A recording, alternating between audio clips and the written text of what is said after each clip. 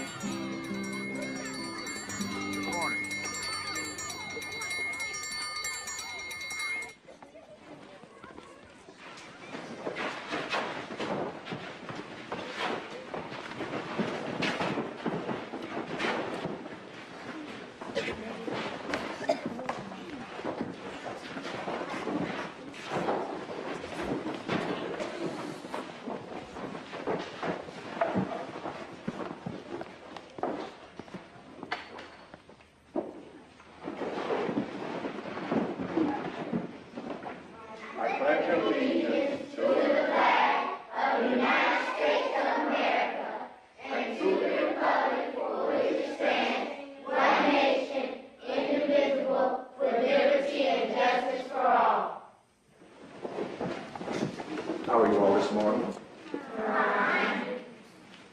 I think what we'll do this morning is practice on handwriting. Has everybody got a pencil and paper? I need a pencil. You need a pencil. All right. Here, you got a pencil. All right, you can start now. That's good.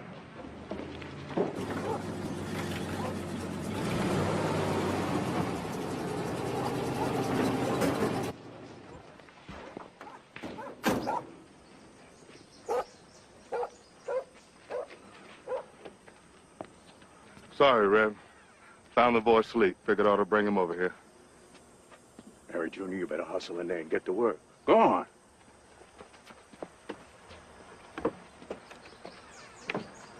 The boy's not keeping up around here, Harry. Well, he walks in there 5 miles every morning, Reb. And home every night. Every time he looks at those books of his, he falls sound asleep. Well, Mr. Carrigan finds I've been chauffeuring Harry around on his time and in his truck. I'll lose me a pretty sweet job. Look at. Okay. And what's 3 times 8? Where does the 4 go? That's right. That's right. That's right. The next one. 6 times 8.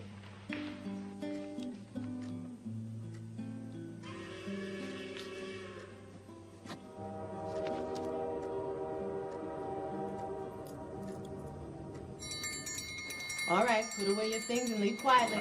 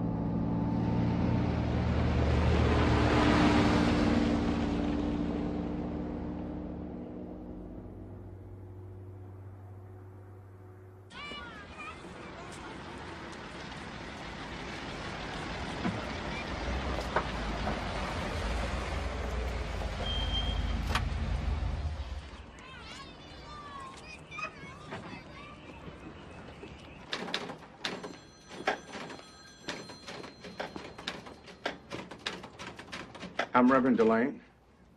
I'm principal at Scotts Branch School. Is Superintendent Springer in? May I see him? Hey, get on in here, J.A.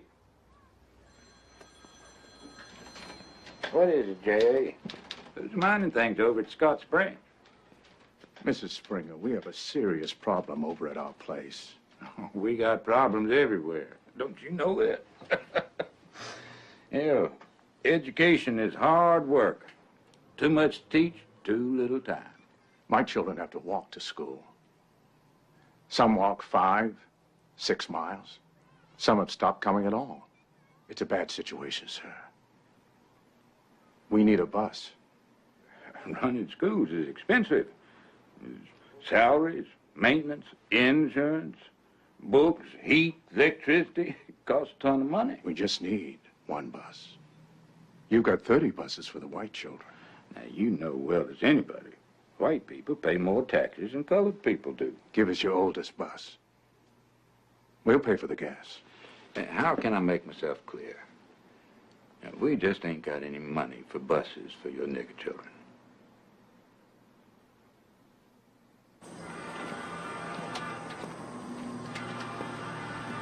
We need to talk, Harry. This is Harold Bulwer. Mr. Bulwer is an attorney. Come on in. What we have here, Mr. Briggs, is a petition to the Clarendon County Board of Education. It says that you, being a father of Harry Briggs Jr., age 12, want school bus transportation to be furnished, maintained, and operated out of the public school district number 26 of Clarendon County for the said use of said child and other Negro school children similarly situated. If they use tax money to give bus service to the white children, they have to give it to us, too. The 14th Amendment to the Constitution states that each citizen is guaranteed equal protection under the law. Will this go to court? It could. Harry. Well, I don't guess I spent 3 years in the United States Navy to keep the world safe for Jim Crow.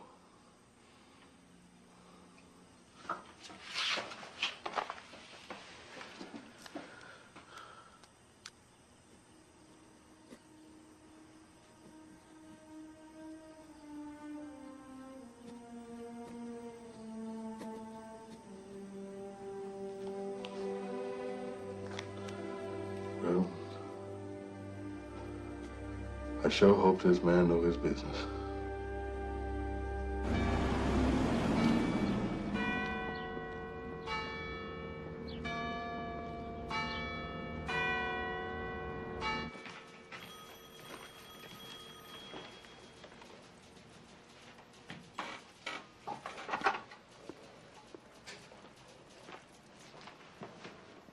What do you boys want?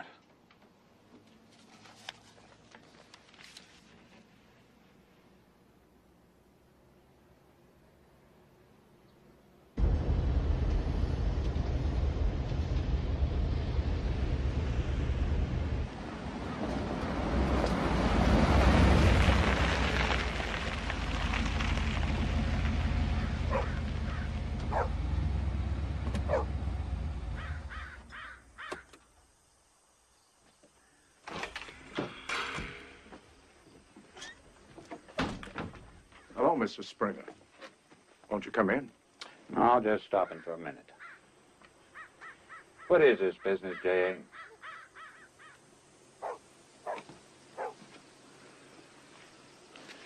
Harry Briggs and that Negro lawyer are making a mess with this bus business. Some say you're in on it, too. Now, look, Delane, Briggs is suing me. And you and I work together. We're part of the same school system. Doesn't make sense for people to be in court causing a bunch of trouble we don't need. What we need is a bus and some more money for our school. Well, you're not going to get it in court. All you're going to get in court is a big dose of trouble you don't need. Delane, you better call these people off. I'm holding you responsible. You hear?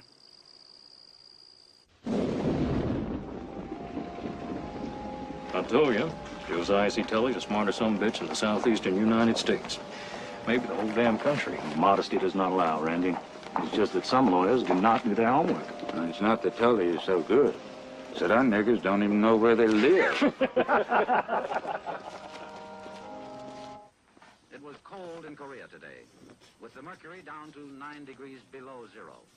In the air, our Sabre jets destroyed one enemy MiG and damaged another. We had no way of knowing that your place here was on the wrong side of the district line. This is Ed Morrow.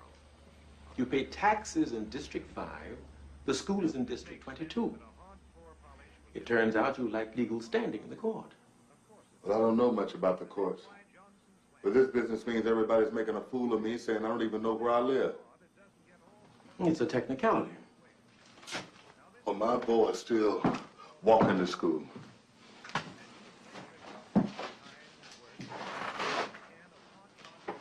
Mr. Briggs, I do some work with the Legal Defense Fund of the National Association for the Advancement of Colored People.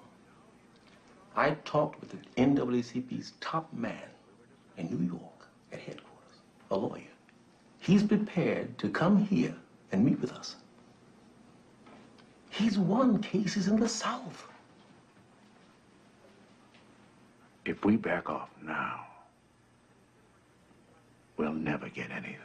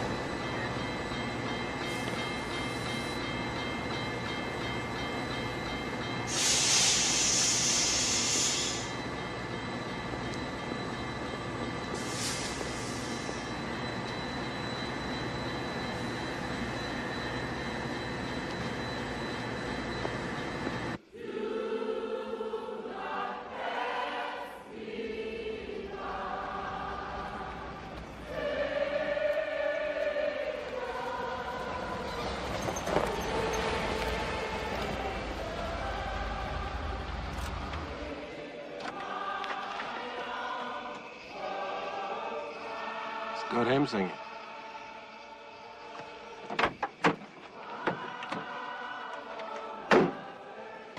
I'm Reverend DeLay, Thurgood Marshall.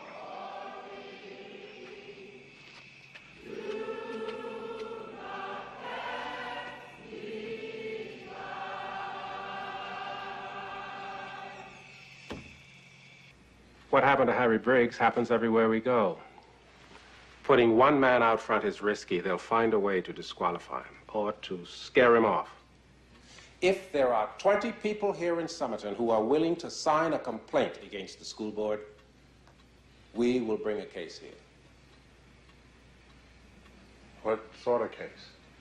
Your county spends $179 a year for each white child and only $43 for each colored child. That's not equal, and that means it's against the law, pure and simple. But, Mr. Marshall, when I was a boy, there was no school here at all. I just don't think it's a smart thing to put a sword to the white man's throat. Most of us around here are tenant farmers. We work the white folks' land.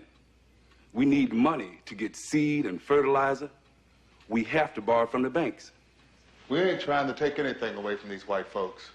I just mean to get an education for that little black boy of mine. He's just as good as any other South Carolina boy. I'll bet he's better than a lot of them. Our Reverend at our church back home used to say he liked to think that when the Lord created him, he did not do it on a Saturday when he was tired out and didn't have much to work with. He said he preferred to think the Lord created him early Monday morning when he had the best materials to work with and all the energy he needed.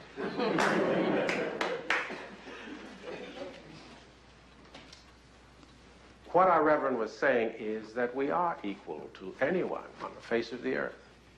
And the Constitution of the United States says the same thing. 14th Amendment, no state shall deny any person the equal protection of the law. They added that amendment to give our folks a fair chance.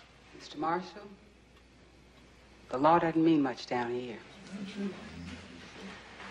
We just finished a case where they wouldn't admit a colored man into the law school at the University of Texas. The Supreme Court in Washington said they had to let him in because there was no equal facility in Texas. And we all know what these doghouse schools mean to the future of our children. That's why the NAACP has started test cases in the courts in Kansas and Virginia. And we're willing to bring a case here in South Carolina, but we can't do it without you. If 20 tax-paying people sign up, we will come down here.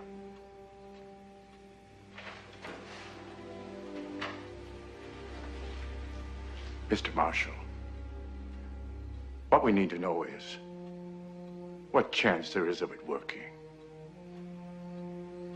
There will be hostility and probably reprisals, but the law is on our side.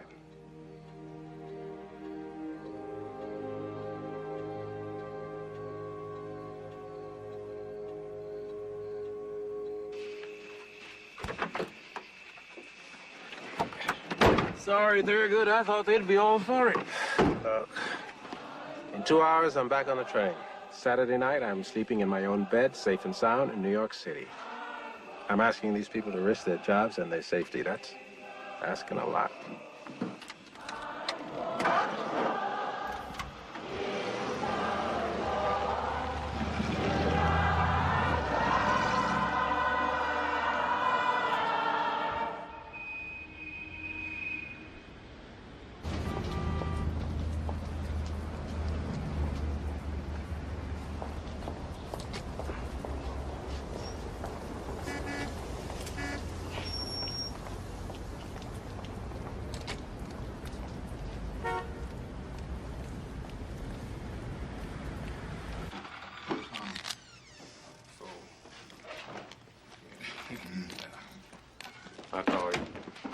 Oh, this is what you people do when I'm out of town. This is what we do when you're in town. See, Bob Carter likes it around here when I'm away. It's 7 o'clock, Thurgood. Sit in with us. I'm in for an hour. We got to be back here at 8 in the morning.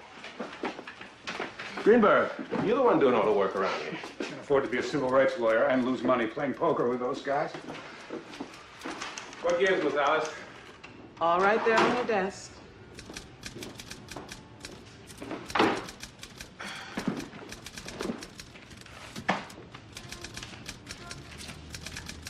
That fold. Call. Call. Aces. Aces. 3. That's the rent money, man. Tell you, boys, it's real nice being back in New York City. Real nice. Thurgood, South Carolina for you. Yeah, 1 second. Sure. Feel them out.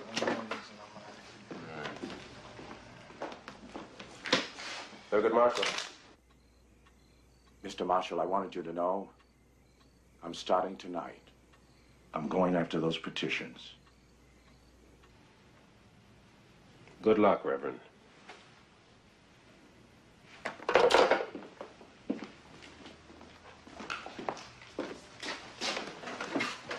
Bob, we got to start digging out everything there is on South Carolina schools. Schools or colleges? Public schools. What county? Clarendon, preacher down there is going to try to get enough signatures for a case. Success in a couple of university graduate schools is one thing, Thurgood. When we go after public schools, we got to be sure it's the right time and the right place. That preacher's got guts.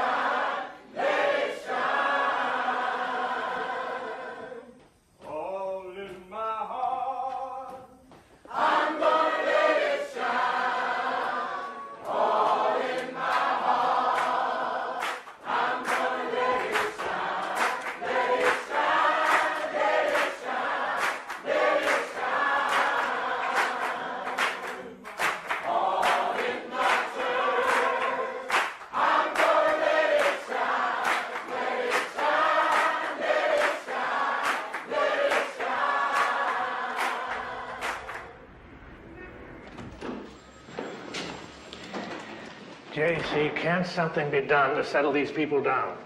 Superintendent, can you tell me why your district is the only district in the entire state of South Carolina that has people running off to the NAACP in New York? Like Mr. Tully says, Governor, we've got agitators. A few stubborn people who are just hunting to make trouble. Yeah, our colored schools are no different than any others in the state. How do they compare with the white schools? How much would it cost to make the colored schools equal? Most of the colored people are happy with what they got. My question was, how much would it cost? Because I'm prepared to spend some money on schools, substantial money, to avoid a legal tangle. Superintendent, I would like you to get your house in order.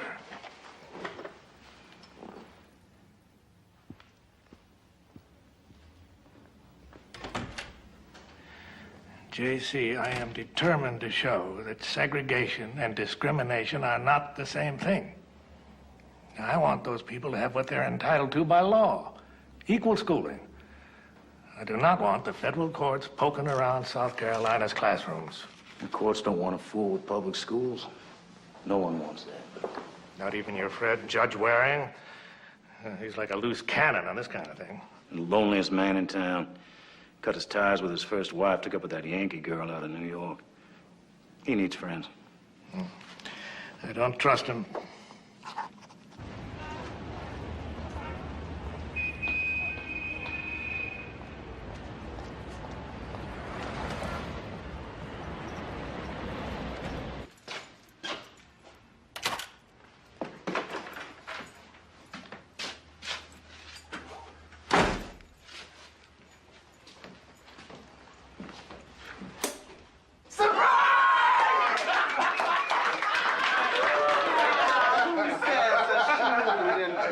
Lawyer can't be surprised.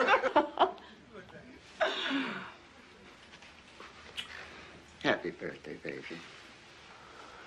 Now, before Thurgood starts snooping around, I want Bob Carter to say his piece. Don't get Bob Carter started. We'll be here all night. Now, Buster gets all the credit for the idea, but it was your affectionate and overworked colleagues that all chipped in. Now, come on in here, Thurgood. Go, Thurgood.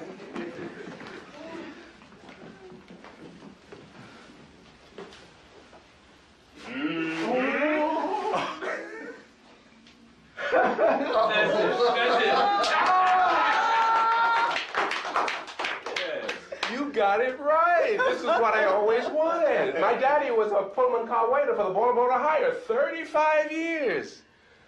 When I was a kid, I used to dream about being an engineer.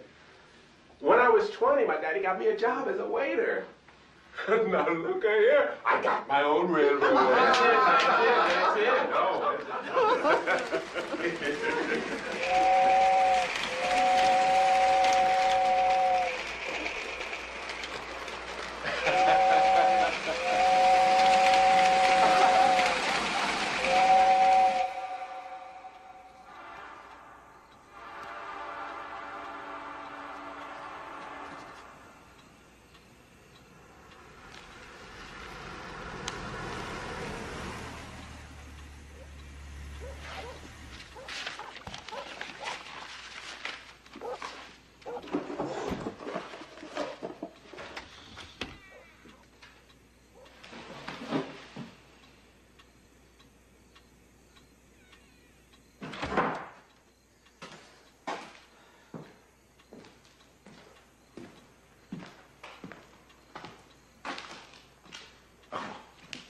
I'm by myself.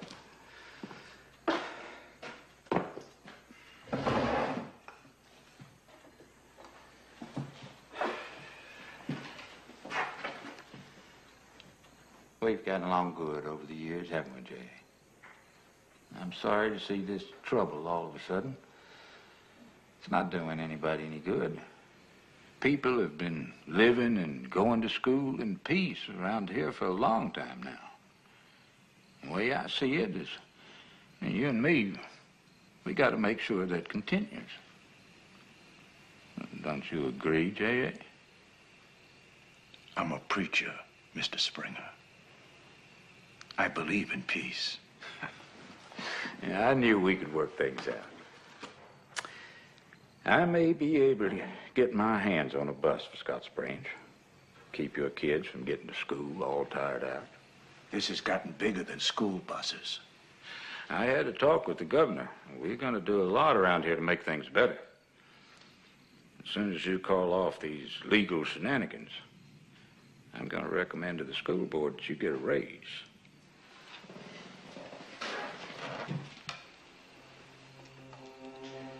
It's gone too far, Mr. Springer.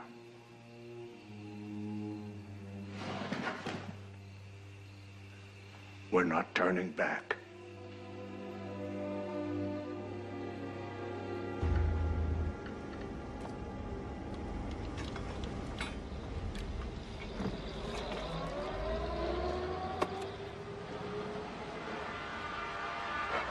How do, Mr. Carrigan?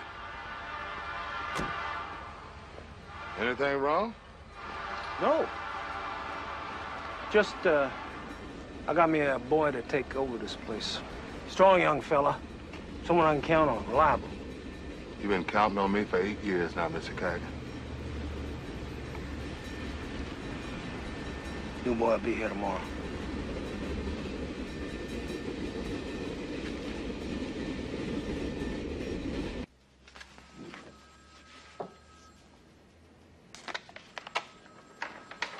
"66 signatures. This will make a strong case." To ask for equal school facilities or to end segregation? I thought we decided that. The NAACP policy says we're going to fight segregation head on. It doesn't say when, and it sure doesn't say South Carolina. Separate but equal is the law of the land. When we demand equal, we're asking for what the law gives us. If we demand an end to segregation, we are challenging the laws of the United States. You want to go one by one to every school district in the South?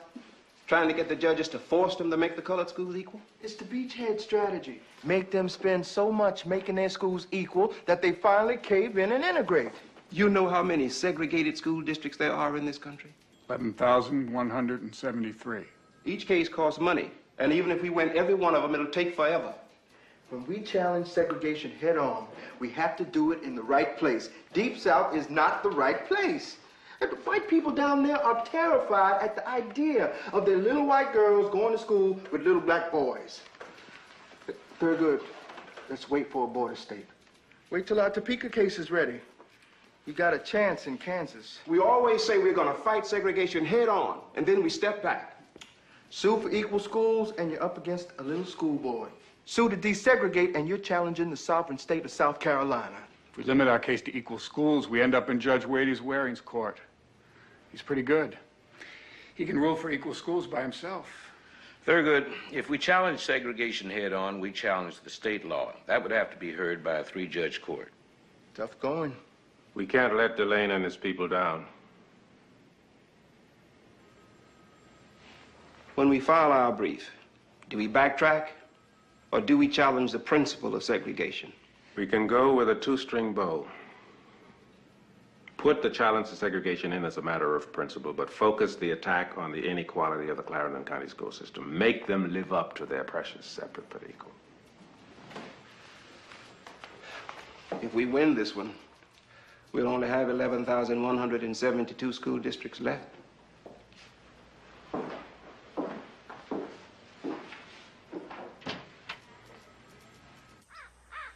This is a special time of the year. And I have a surprise for you. Guess who's coming to town? Santa Claus. Here he comes.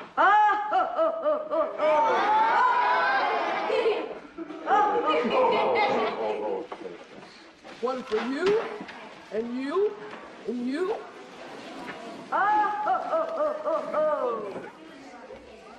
Here you go, Santa. Thank you. Here, Bob. You pass those out over there, okay?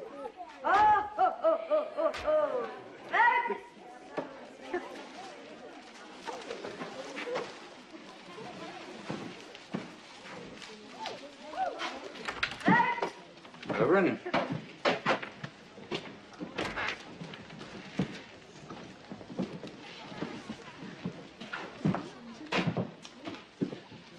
J.A., I'll get right to it. James Martin here is the new principal. Where? All right, here's Scotts Branch. And the school board felt it was time for a change. This will be your office, Martin. Reverend Delane will have it cleaned out for you tomorrow morning.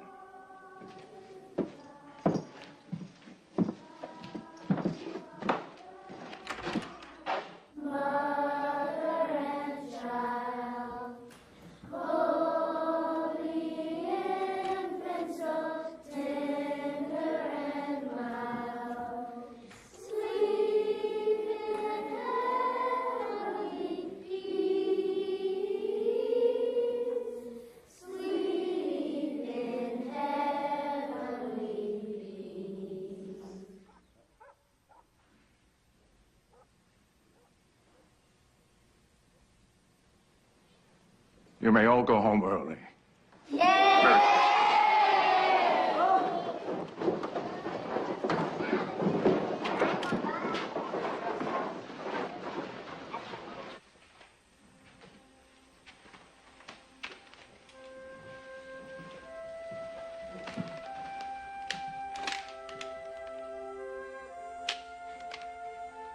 Here, Reverend Delane, I made something for you. It's handsome. You hurry on now. You have a long way to go.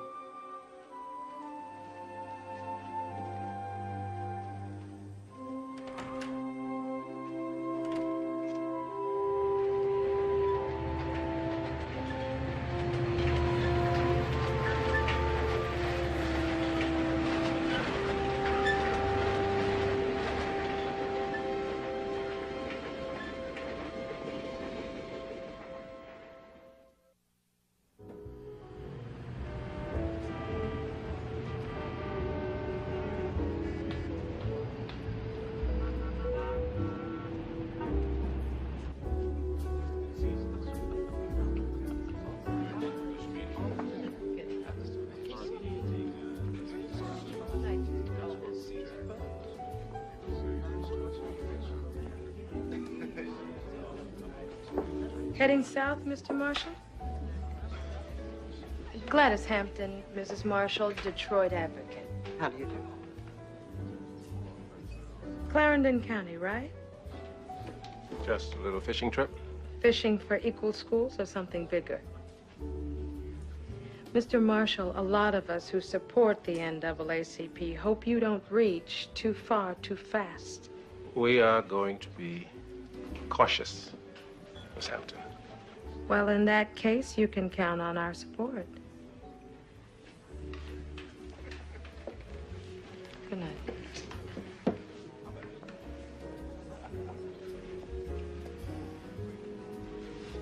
Tiptoeing. I'm not tiptoeing. The hell you're not. Go fast, go slow.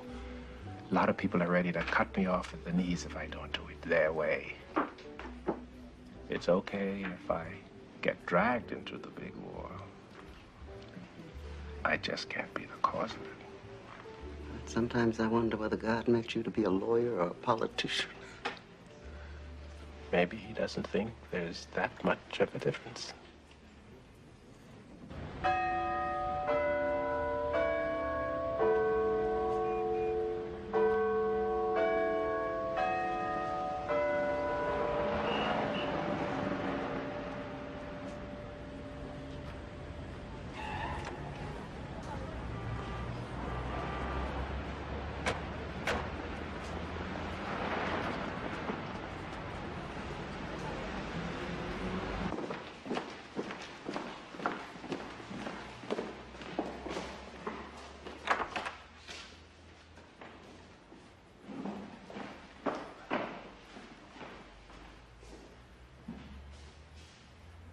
We see no reason why these charges should not be dropped. The schools provided for the plaintiffs are fully adequate. Mr. Marshall, You are prepared to present evidence that the school facilities for the plaintiffs are not equal to those afforded white students? We are, Your Honor. Extensive evidence. On page 17 of your brief, you raise a different question. The separate schools cause continuing deprivation and harm to Negro children and should be discontinued. Correct? State Constitution and laws of South Carolina are clear on that. Public education must be segregated by race. The statute says any person having 1/8 or more Negro ancestry shall attend colored schools. Correct? Correct, Your Honor. But if you ask to discontinue separate schools, you are challenging the legality of the South Carolina statute that separates education by race. Our goal here is to get equal schools. Mr. Marshall, your brief raises the constitutional issue of segregated schools, so it must be addressed. Court procedures prohibit a single judge from declaring a state law to be in conflict with the Constitution of the United States. For that, a 3-judge court is required. If the court please. The Plessy versus Ferguson case, decided by the Supreme Court of the United States in 1896, established the principle of separate but equal. Since then, the right of the states to have laws separating the races has been upheld 7 times by the Supreme Court. Segregation is legal. Now, there's no reason to cover that ground again. Mr. Marshall, do you believe separation of schools is consistent with the Constitution of the United States? I do not, sir. But for now, we simply wish to obtain relief for the children under the existing system. We are asking for equal schools. You have already taken the position, Mr. Marshall. You climb up on that horse, you can't climb back down. I'll expect you to refile, bringing the issue of school segregation clearly before the 3-judge court.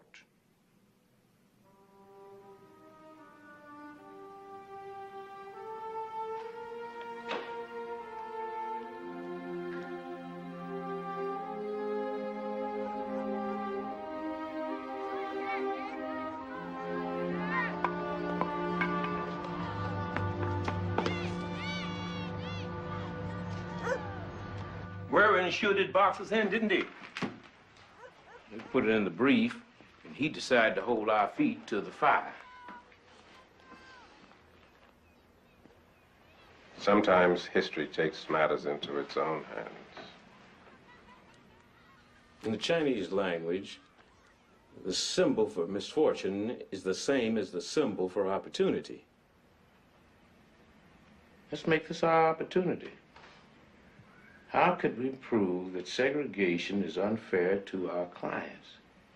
Harold, what would you do if a car runs into your client's car?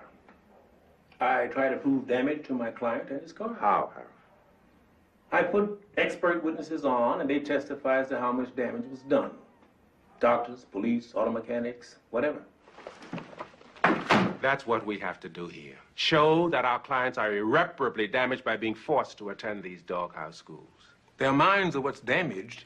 It isn't easy to prove something we can't see. Very good. Kenneth Clark.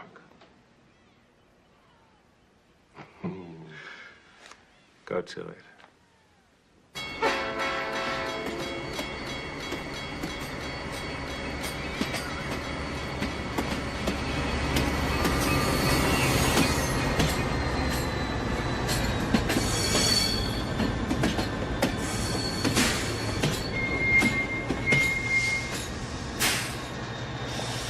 Hello, Kenneth.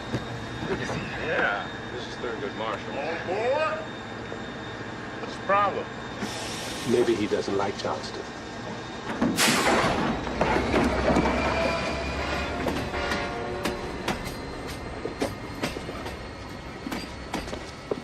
Let's pack it up, Dr. Clark, and get out of here.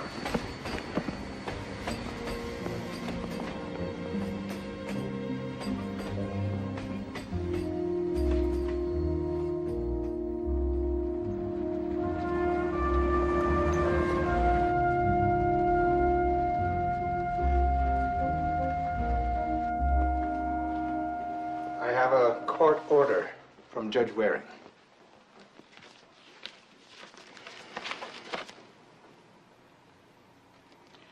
All right, Professor Clark, you can go ahead with your experiments.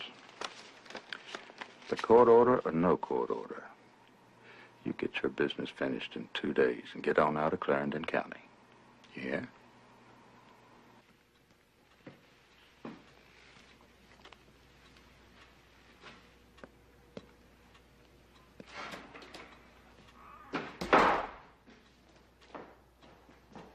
Hello, Vernon.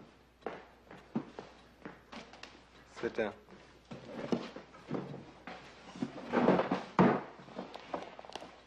Show me a white doll.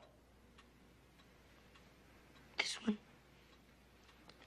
Now show me a colored doll.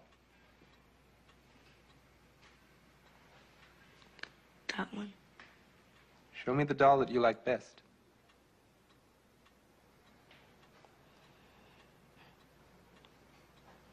That one. And which doll is most like you?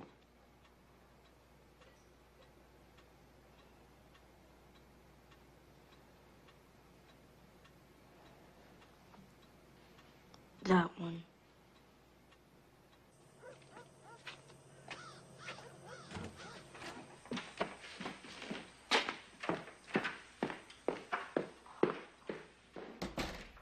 All right, Anne. Show me a white doll. Show me a colored doll.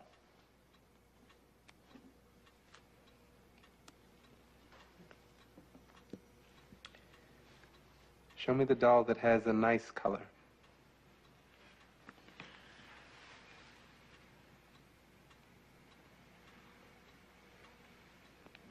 Show me the doll that looks ugly.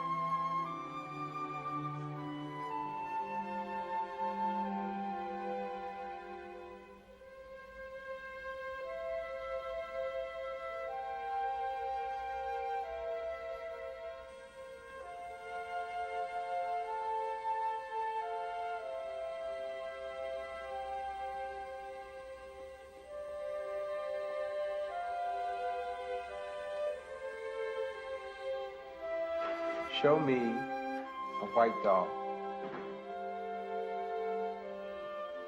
Show me a Negro doll.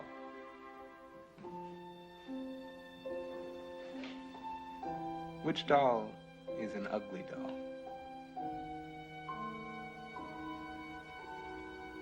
That one. That's the nigger.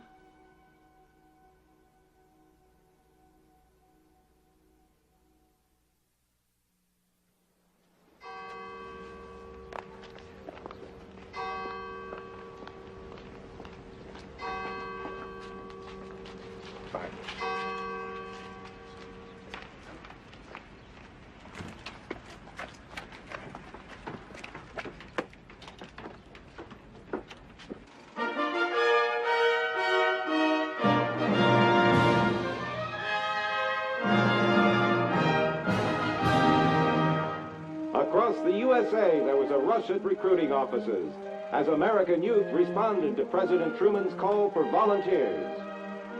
The total number of GIs in Korea will soon number 250,000.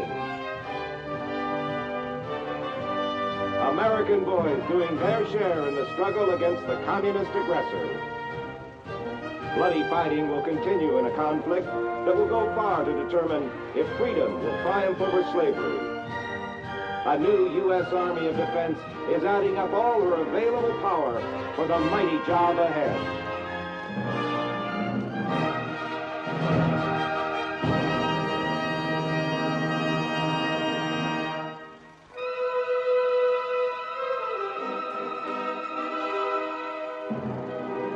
Unmasked and unconcerned over criticism of recent terrorism, South Carolina Klansmen stage a rally in Harley County, Tobacco Land.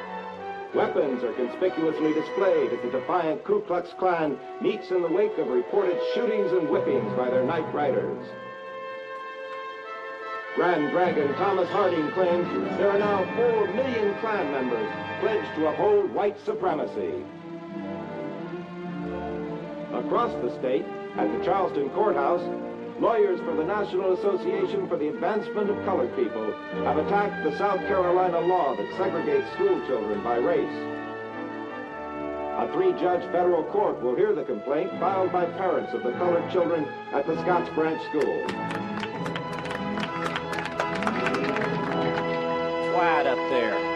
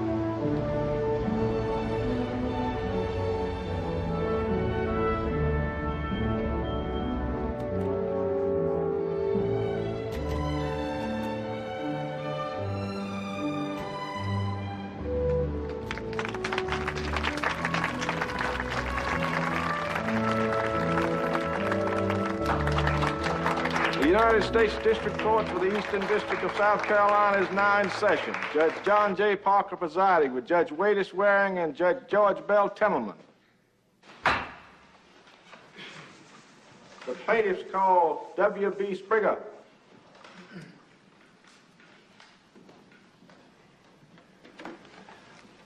You, Mr. Springer, are Clarendon's superintendent of schools. I am. It is true, is it not, that Negroes in Clarendon County attend one group of schools and people who are not Negroes attend other schools? That is true. Why is that true? I couldn't answer that exactly. You'd have to ask the children why none of them ever asked me to go to one school or another. Isn't it a fact that you do it because of the state law? It's the law, separate but equal. And you enforce the segregation law? I do. I know nothing but the law. Isn't it true that you spend 3 times as much on each white child's education as each Negro child? And we have 60-odd Negro schools and about a dozen white schools. And the rural white schools we spend less than in the city white schools.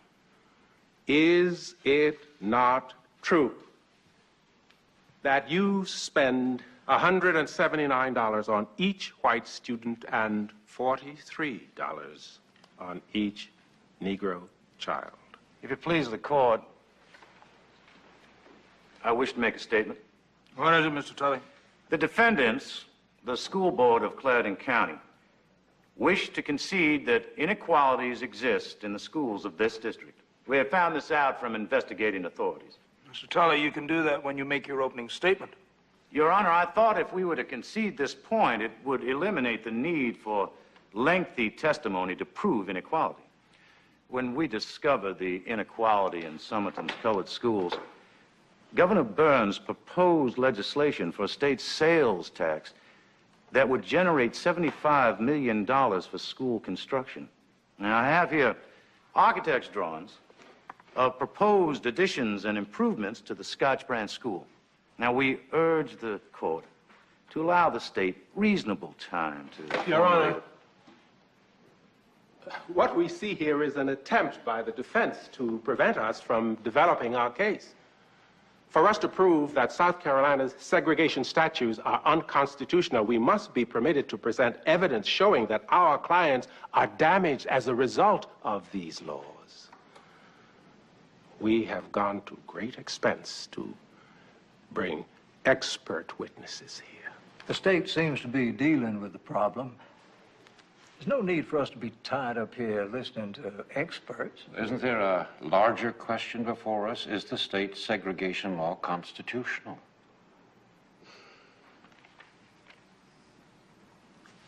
No, I think we ought to hear this evidence. Mr. Marshall, you may continue with your witnesses.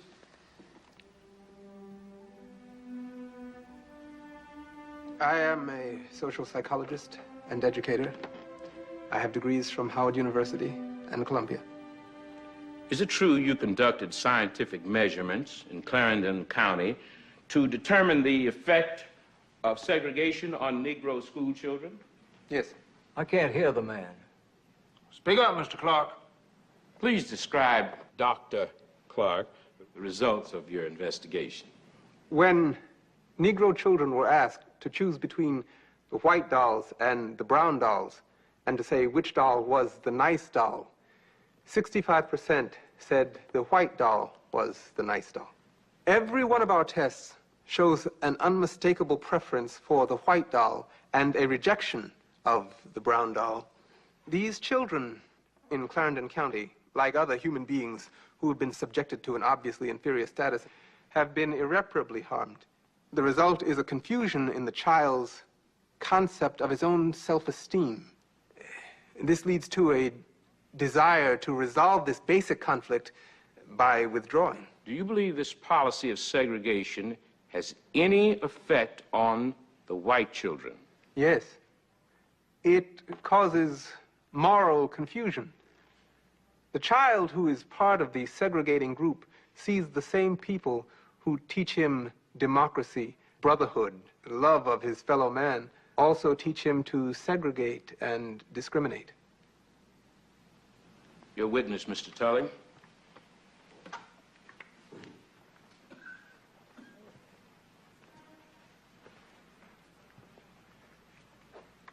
Dr. Clark, how many white children were in your classroom when you went to school? None. Has anyone ever described you as inferior? No more questions.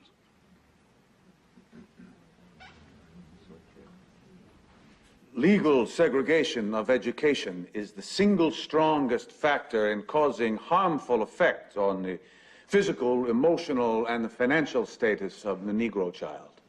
How does this happen, Dr. Critch? The state harms an individual when it sets him apart because of the color of his skin.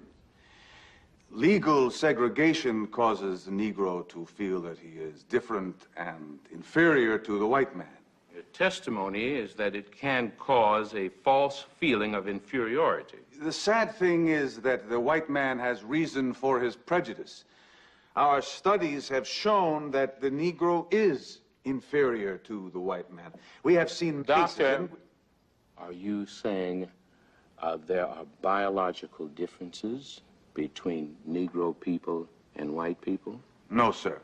I know of no psychologist who would maintain that there is a fundamental biological difference. What I am saying is that the Negro can become inferior because of the practices of segregation and their consequences. Are you saying that segregation can cause permanent damage to the individual? I am, sir. I have no further questions.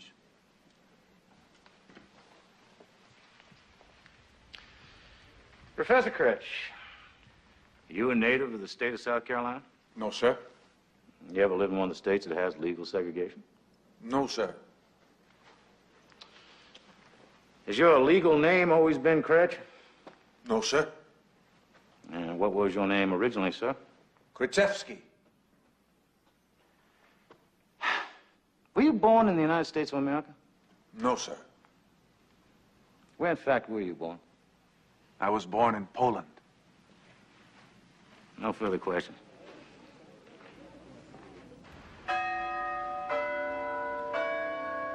Mr. Crow, would you describe the position to which Governor Burns recently appointed you? I am director of the South Carolina State Educational Finance Commission. Your responsibility? I'm in charge of the new program to make colored schools equal to white schools. We expect an appropriation of $75 million. And what have you got for the schools in Clarendon County? Sir, we've allocated $500,000 to Clarendon County alone. Mr. Crow, when will these new facilities be ready for the children? We hope some will be ready by the beginning of the next school year. Your Honor,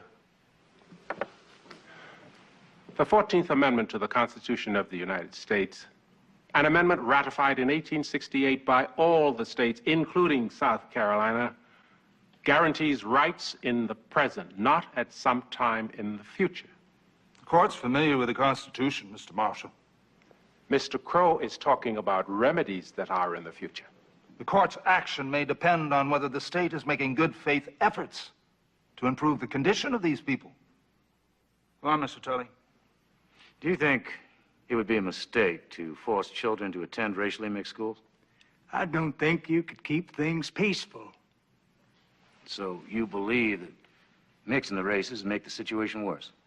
In my opinion, it would cause chaos, lead to the elimination of public schools in most, if not all, the counties of the state. Thank you. Mr. Crow, Mr. Crow, this new state commission of yours, are there any Negroes on it? No. Are there any Negroes employed by your commission? No, sir. Mr. Crow, how much study have you done on the question of racial tension? I have observed conditions and people in South Carolina all my life, but I haven't studied racial tensions as such. Then how do you draw your conclusions as to what would happen if the schools are mixed? Because I know what people say. You are speaking of white people. Mainly. You say the public schools will be eliminated if integration were ordered. They would be abandoned. You believe that white people would abandon their schools if forced to integrate? Yes.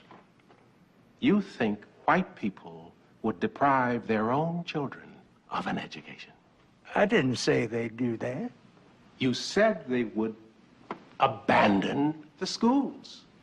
Maybe I misunderstood you. I don't think the legislature would continue to appropriate money for public schools if segregation is eliminated. Do you think you are qualified to testify as to what the legislature of South Carolina will do in the future? I know what people say. You know there has been peaceful integration in certain graduate schools elsewhere in the Deep South. That's a different matter. Those were older people, and just a very few, I might add. Indiana has outlawed segregation entirely. The ratio between the races is very different in Indiana. Suppose the ratio here was 95% white and 5% Negro. Would that cause you to change your opinion?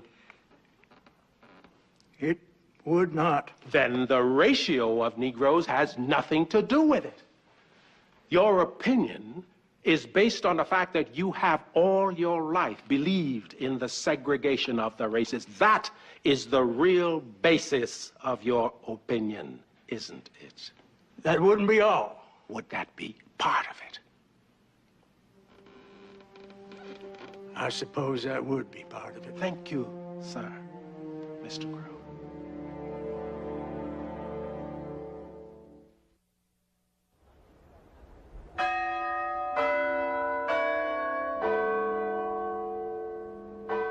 Mr. Tully, you may make your final argument.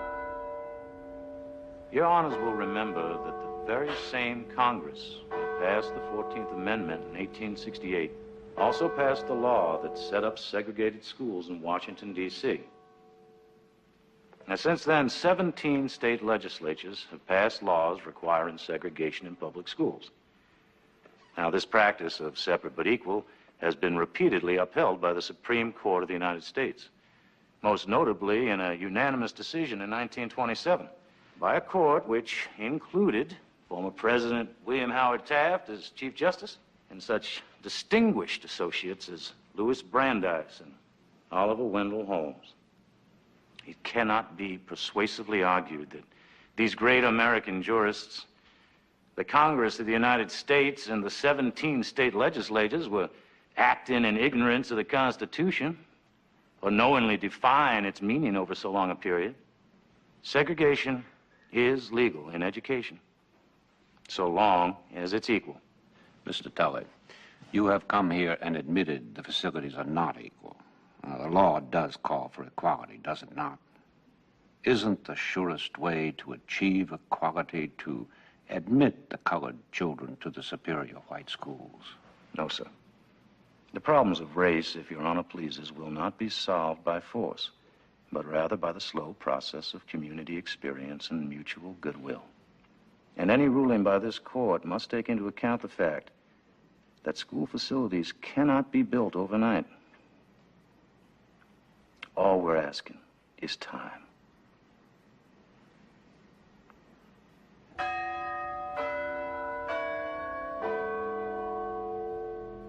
There is no factual dispute before this court. Negro schools are conceded to be unequal. What is at issue is the law. Yes. Separate but equal has been the law of the land for many years, but the Supreme Court has ended segregation in Southern graduate schools without any negative consequences. This is progressive development of the law. In South Carolina, all the state officials are white. All the school officials are white. This is not just segregation. This is exclusion from the group that runs everything. The Negro child is made to go to an inferior school. He is branded in his own mind as inferior, which sets up in his mind a roadblock that prevents him from ever feeling he is equal. You can teach such a child citizenship. You can teach such a child the Constitution. But he knows that for him, it isn't true.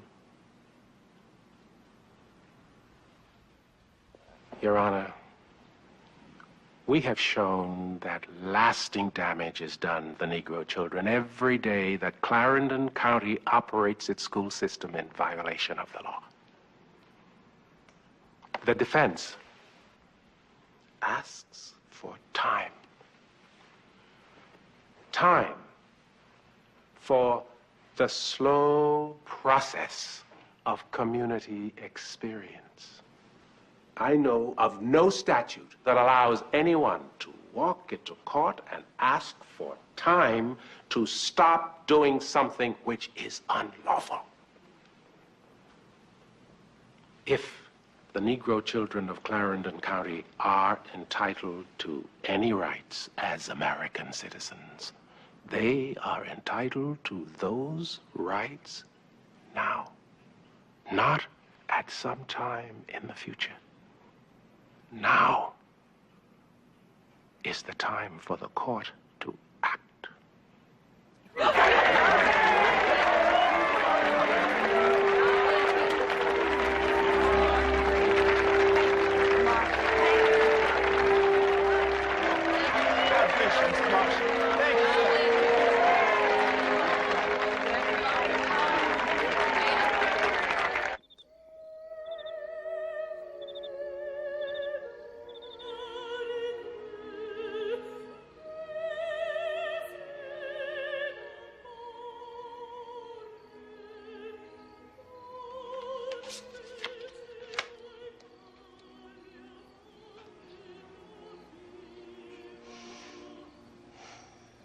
Have you decided?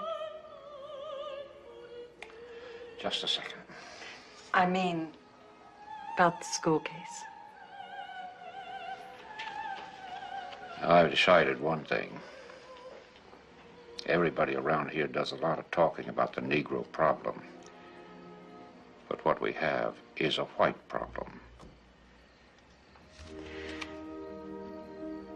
How will the court rule? Judge Parker's the one you're going to have to keep your eye on. He's a little Cajun.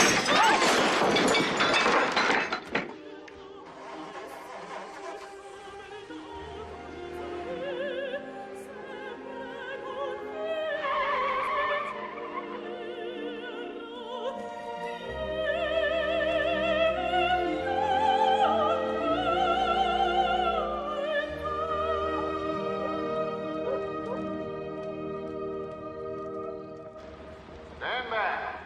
Stay on the north side of Meeting Street. Colored people, stay on the sidewalk. When separate schools are maintained for Negroes and whites, educational facilities and opportunities must be equal. The defendants have admitted that such facilities for colored pupils in school district number 22 are not equal. The plaintiffs are entitled to a mandatory injunction requiring equal facilities be afforded the colored children. The plaintiffs also ask that we order that Negroes be admitted to white schools. The court believes that one of the great virtues of our constitutional system is that it leaves to the states the solution of local problems. It is well settled by the Supreme Court that there is no denial of equal protection of the laws in segregating children if the children are given equal facilities. Therefore, an injunction to abolish segregation is denied.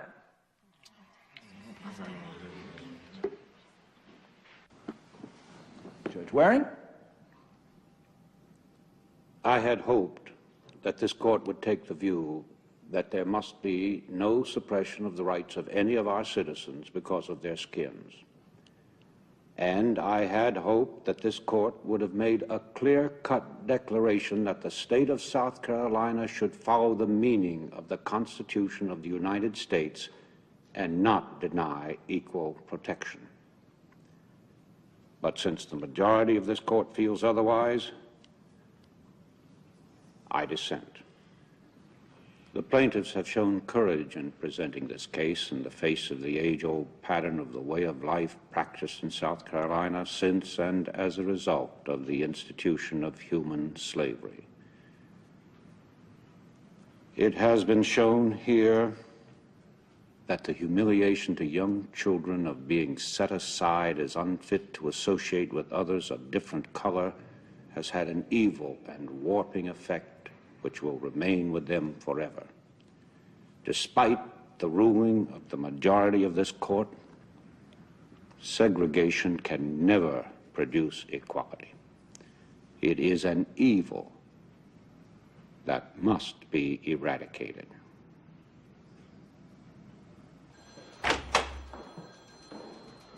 Thank you, Mr. Marshall. Thank you, Mr. Carter. Goodbye, Harry. Bye, sir.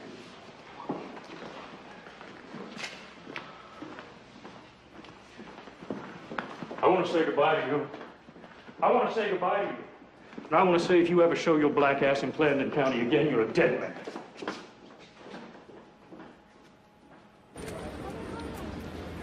Stay on the sidewalk. Keep him, Lord. Stay behind the barricade.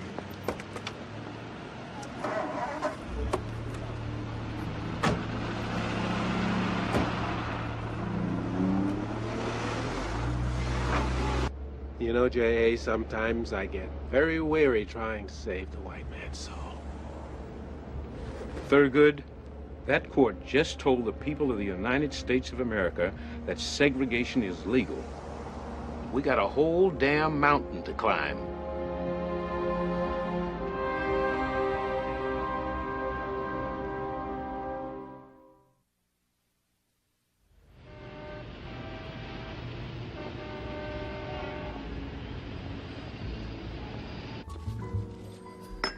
Did you see Dr. Levitt? Yes. Good. Did you get your sorted out? It's a cancer. They have treatment. He's very good.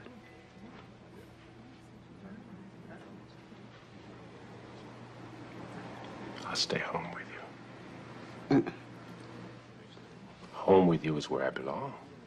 No. Carter, Greenberg, and Hill, they can carry on. Very good. I've thought about this. Since our first days at Howard Law School, they wouldn't even let you apply to the University of Maryland. One thing has been at the center of our lives. I want you to carry on with your work. Our work. I do not want to discuss it.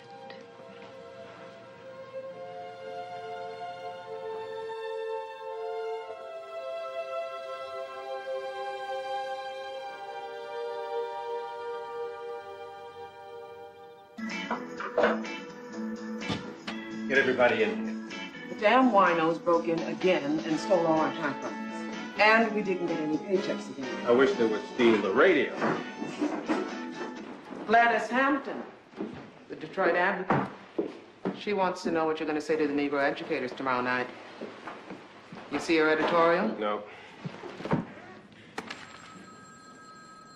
This defeat should give pause to the NAACP strategists, for it only strengthens the Plessy versus Ferguson doctrine of separate but equal. The welfare of the Negro people should not be the exclusive province of a handful of lawyers. Greenberg! You talk to this newspaper woman. I can't. I got a woman on the phone in Norfolk. Police have had her boy locked up for 6 months for stealing a bag of peanuts. Get everybody in the back room. Bob, where are we on the school case in Topeka? We take the Brown case to court next week. Peanut, we getting anywhere in Virginia? If driving 300 miles every week on bumpy roads is getting somewhere. I was in Prince Edward yesterday. Those kids are as brave as I've seen. But you know how tough Virginia's going to be, Thurgood. What about Delaware, Jack? Got superior expert witnesses. Judge Sykes is tough, but he's fair. And Washington, D.C.? Jim Nabrett is going his own way. He's challenging segregation head on. No reference at all to making separate schools equal. Bob, I want you to prepare an appeal on the Clarendon case. I want it ready just in case we decide to go to the Supreme Court. In case? Very good. We have got to go. Look, we all know what's right and what's just. I'm worried about the timing. Chief Justice Vincent and the current lineup of justices on the court leave a lot of questions. And may I tell you guys something else? We are way out in front of our constituency. We have got to decide something.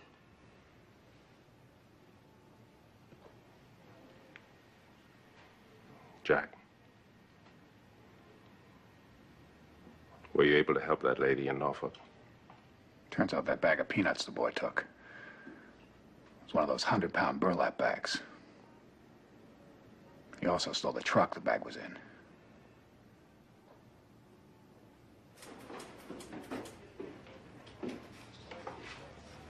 I have decided to bring the mountain to Muhammad. There are many of us across the country who are convinced you are in error. We are very concerned about the leadership of the NAACP. Against the advice of many of us, you decided to make a bare-bones challenge to the legality of segregation in South Carolina, and you got a bare-bones answer. You went for a home run and struck out. The favorable Supreme Court decisions in the graduate school cases show us the path to success. By working within the Plessy decision and using separate but equal, we can win cases. And with each victory, many children's lives become better. Mr. Marshall, my great fear is that you will take the South Carolina case to the Supreme Court. It's one thing to lose in South Carolina, quite another to lose in the Supreme Court. We should be pursuing equality in public schools, a goal within our reach. Do you believe there is such a thing as separate equality? I am not in favor of separate anything, but I want to win. There are those who believe that if we don't challenge the legality of segregation head on, we will continue to get the same thing we have been getting all these years. Separate, but never equal. But to do that is to put at risk all of the progress that we have made. Unfortunately, Miss Hampton, there are no easy answers. Everything we do involves risk.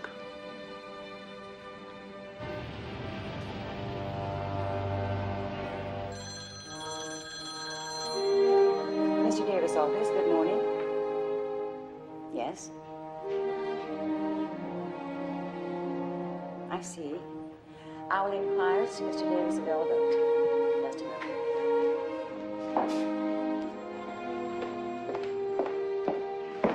Mr. Davis, Governor Burns' secretary is calling long distance from South Carolina.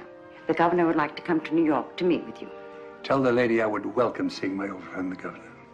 Oh, and suggest to her that he escape the southern summer and join me at Long Island for the weekend.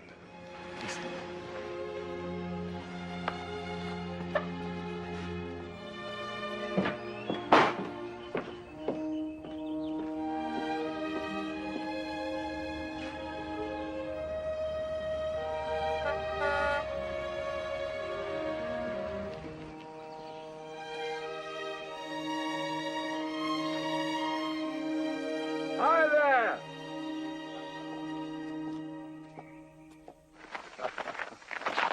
Jimmy, I see you've renewed your acquaintance with Julia.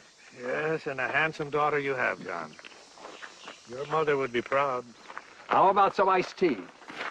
Or perhaps something a little stronger? Well, iced tea would be fine. When Jimmy and I were a couple of young boys in Congress in Washington, his preference for drinking was a little bolder. 30 years changes a man. For the collection, Julia. Your father's genius has made him an unpopular figure in certain high places in Washington. Thank you, Jimmy. Always pleased to be perceived as a genius. Mr. Chalmers Roberts says, seldom has a courtroom sat in such silent admiration for a lawyer at the bar. The law.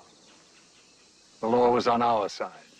You were masterful. You pinned the government's ears back. I'm still just a country lawyer at heart, a skilled technician. Lawyers don't do very much anyway.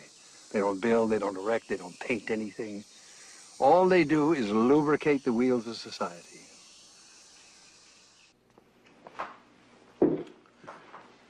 John, I'm up here to ask your help on behalf of the South you love.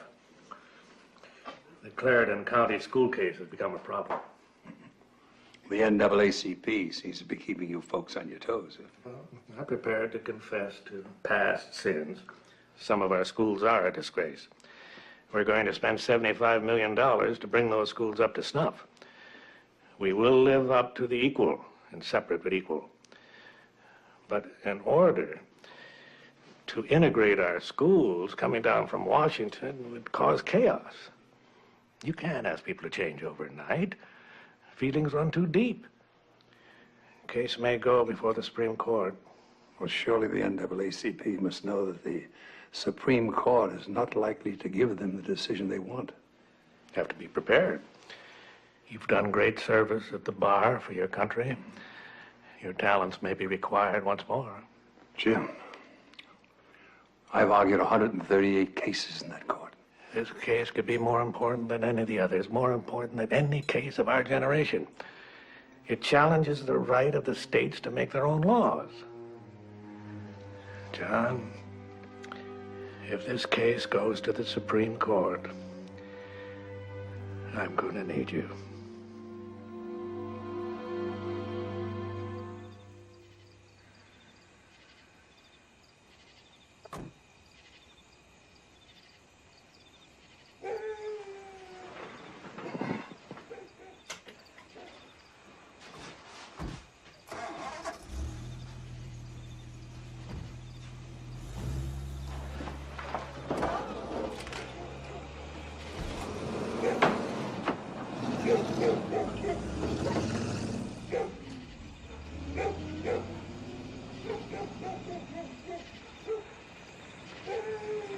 Oh, my God. Fire! Mary, you and the children, get out the house! The place is on fire! Everybody get out. Come on. Come on. Come on. Come on. Hurry. Get out. Come on. Come on. Come on. Go right to the pump. Get a bucket.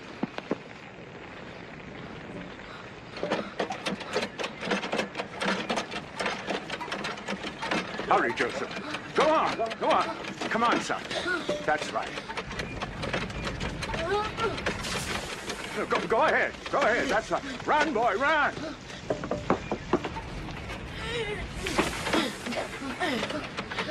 Come on. Come on. Run. Run.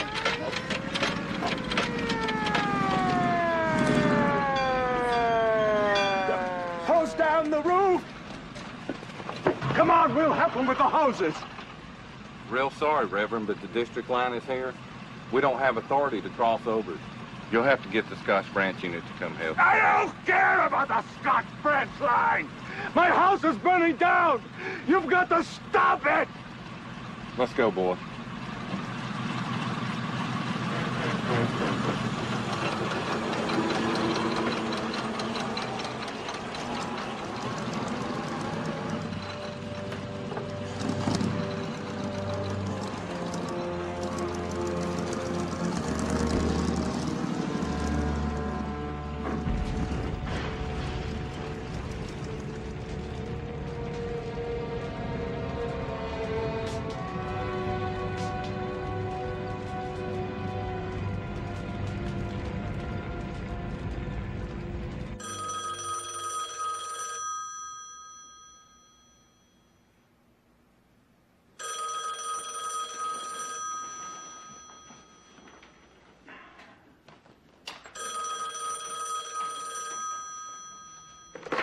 Hello? His wife and children okay? Thank you.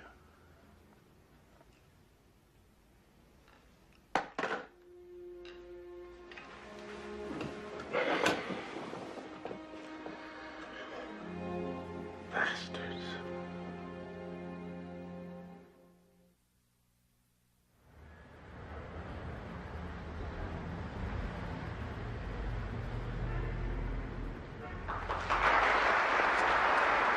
I'm sorry, ma'am, but there's no more room.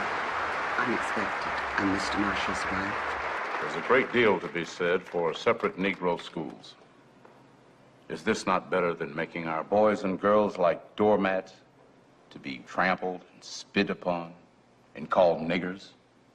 I say it's time we stop peering through white schoolhouse windows like orphans at Christmas Eve. Let us make our schools equal and excellent.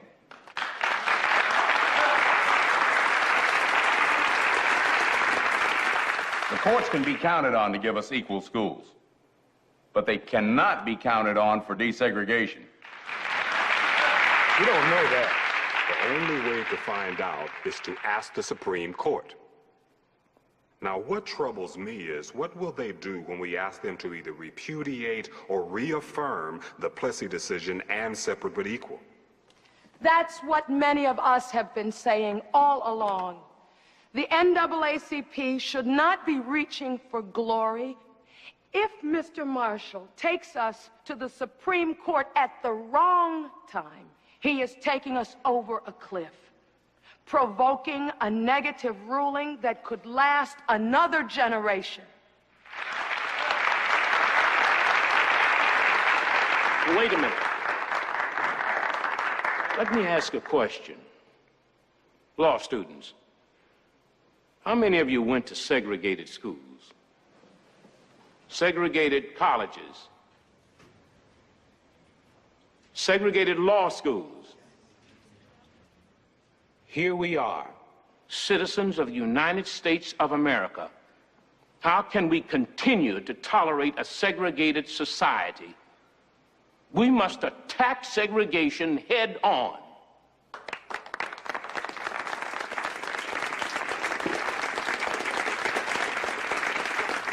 Mr. Marshall, I know I speak for many of us.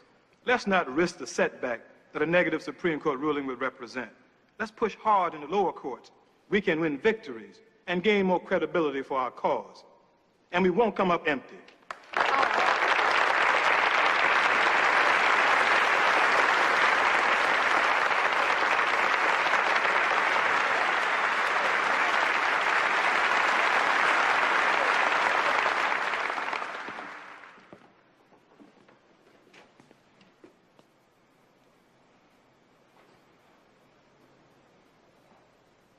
Can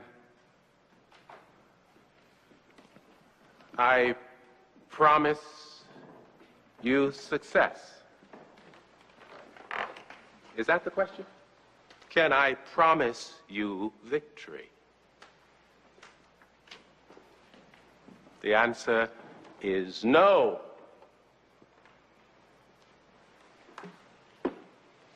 But do you want to continue dancing to the tunes of the Jimmy Burnses of the world?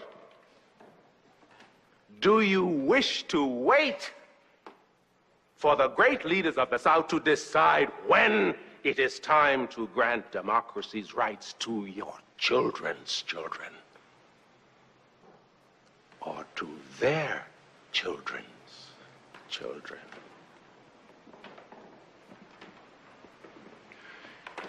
This is 1952. 300 years since our forefathers and mothers were brought to this land as cargo on slave ships. Nearly 100 years since the Emancipation Proclamation. If there is a problem about community attitudes and getting people to obey the law, let the Supreme Court worry about it. Let the Supreme Court take the blame if it dares to say to the rest of the world, yes, American democracy rests on a legalized caste system. The NAACP has taken a decision to fight, to strike down segregation. And we will go where we said we will go. Let the Supreme Court decide.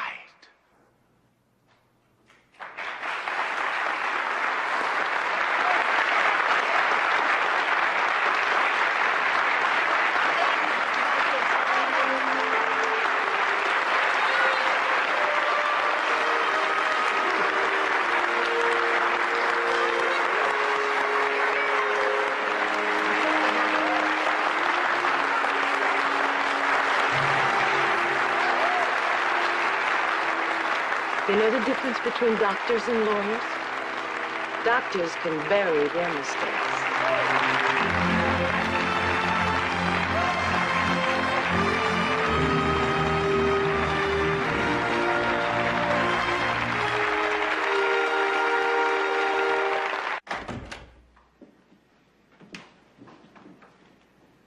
Good morning, Father.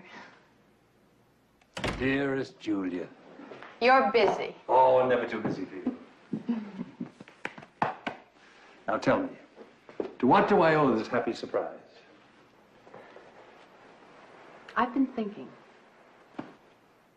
Father, I don't think that you should take the segregation case. Why is that? I think that times are changing. And times will have to change in the South, too. Times are always changing, Julia. If you take the case, it will appear that you are against the Negro.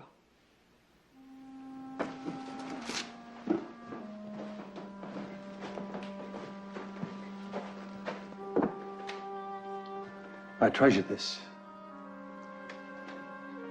To John W. Davis, from a grateful people for his efforts in fighting the cause of human rights for the Negroes of West Virginia and the nation.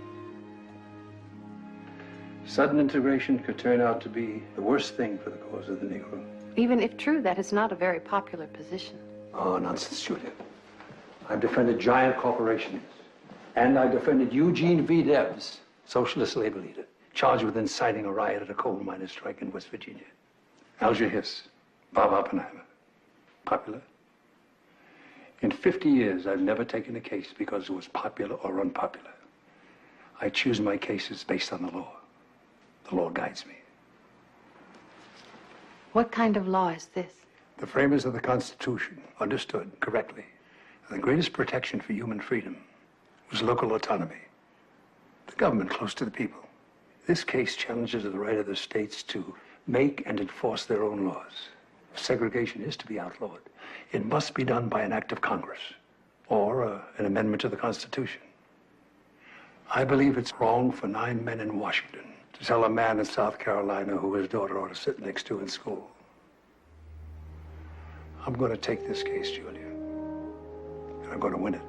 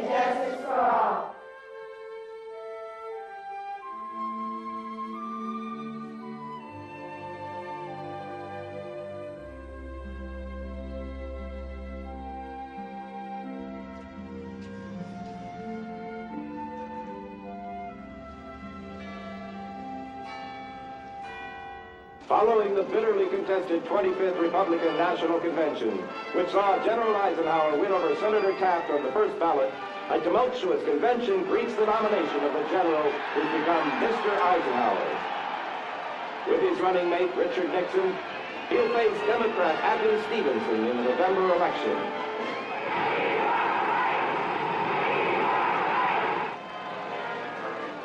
At the United Nations General Assembly, a UN official walks in almost unnoticed.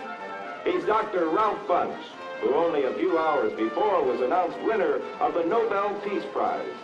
The first Negro to win the award, he is warmly congratulated by friends.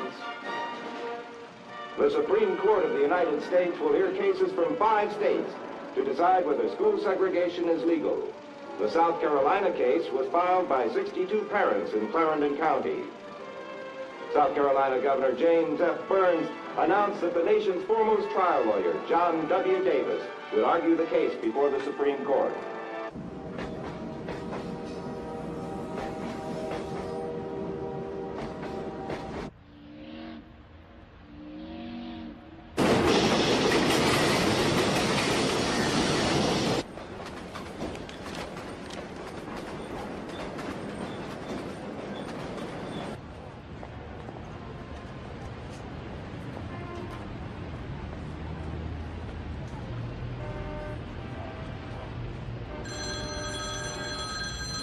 Hello, Legal Defense Fund. I'll ring.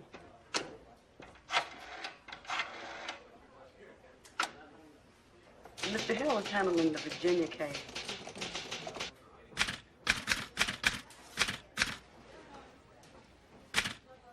Students and how long have they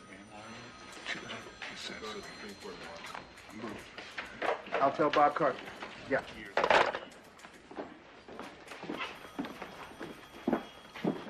Legal Defense Fund. I'm sorry, Mr. Walsh is not taking any calls.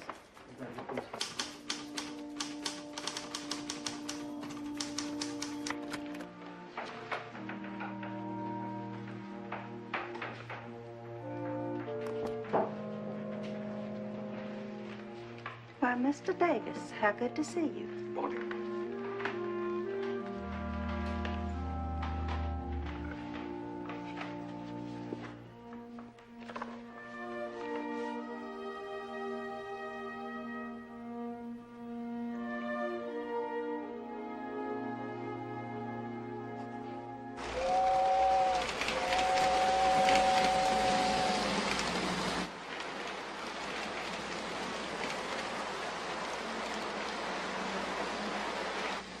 Here, this will help you sleep.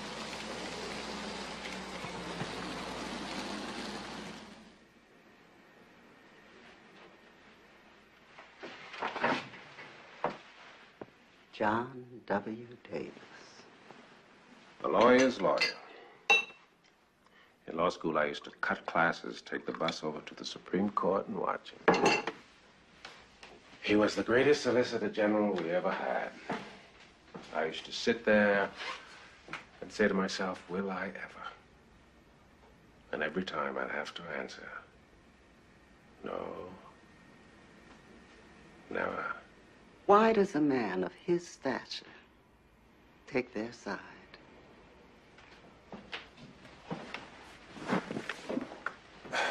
The man has lived with the law for 50 years. He must believe those fellas at the Supreme Court will see it his way. Well, you know what I think? I think you're the best lawyer in America. And that Carter, Greenberg, and Hill are not far behind. Well, we'll find out soon enough. Will Dr. Levitt let you travel? I'll be there. He said 1 more week of treatments, then I can travel. Now press this and get the spots out. You got to get some new clothes. I want you to look like a great lawyer, too.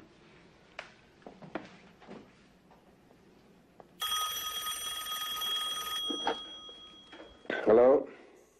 Got your message. It's J. Delane. Can you get to Washington? I've got a seat for you at the Supreme Court. I shall be there. Tickets, please.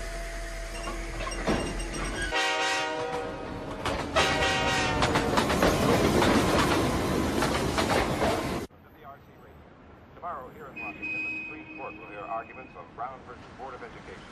Lawsuits in which Negro plaintiffs from 4 states and the District of Columbia are challenging the legality of school segregation. John W. Davis and Thurgood Marshall had the opposing. The response has been terrific. We've already collected $12,000, and our people are still on the phone. Please send it directly to our bank. Expect even more money. Thurgood greatly appreciates your help at a crucial time. Some say that Felix Frankfurter is the key man on the court. There are 9 key men. Peanut, why don't we get our new man to fill the gentleman in? Bill Coleman clerked for Justice Frankfurter during the 1948 term. The first colored man ever chosen as clerk. He knows the justices. Bill, will you give the gentleman a sense of how the court stacks up? Chief Justice Vinson. He plays poker 2 nights a week with President Truman. Some say he's better at setting Major League batting averages than legal precedents. Vinson is a passive leader of a divided court. One result, less than half as many unanimous opinions this year as 10 years ago. Vinson relies heavily on legal precedents. He's reluctant to overturn established law. Tom Clark of Texas, conservative, votes with Vinson 90% of the time. His own state of Texas has 1,000 segregated schools. Justice Stanley Reed, Kentucky. In some ways, he's still a small-town Southern lawyer. Says he opposes discrimination against Negroes, but his solution could be equal schools, not desegregation. These 2 we can count on. William O. Douglas is the youngest member of the court, Hugo Black the oldest, the strongest defenders of individual liberties on the court. These 2 we have to work on, Jackson and Frankfurter. Robert Jackson was appointed to the court by Roosevelt in 1941. He's still upset that Truman passed him over when he made Vinson Chief Justice. Do you know what stare decisis means? Yesterday's decision shall govern today's decision? Exactly. Jackson believes that precedents are a force for stability. So, like a coral reef, the law becomes the structure of fossils. Felix Frankfurter, the finest intellect on the court. A Jew born in Europe. He knows discrimination. He used to say to us, how we feel is not important. It's the law that matters. Is this Davis fellow as brilliant as his reputation? They call him the lawyer's lawyer.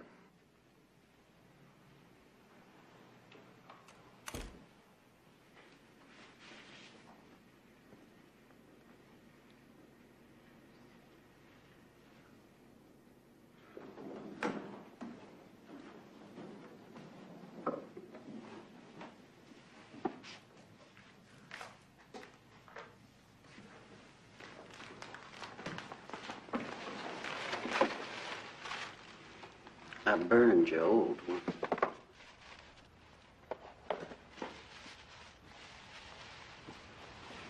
Tomorrow morning, I want you looking every bit as good as Mr. John W. Davis.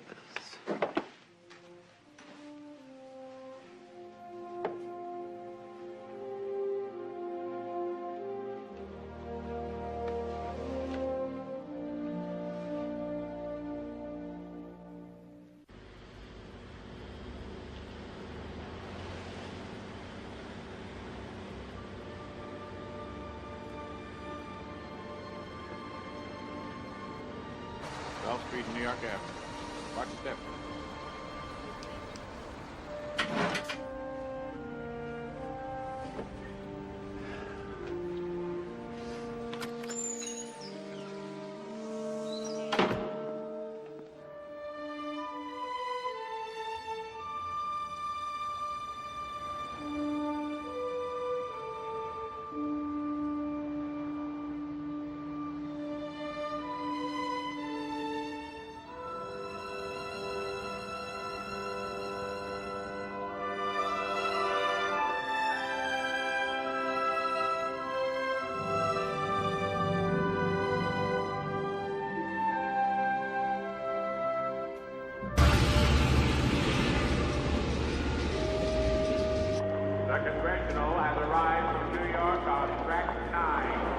Hello, Julia. Hello, John. Mr. Davis, I cast my first vote for president in 1924. For you. Well, as things turned out, that vote didn't harm anyone. Everyone who says they voted for me actually did. I'd have been president.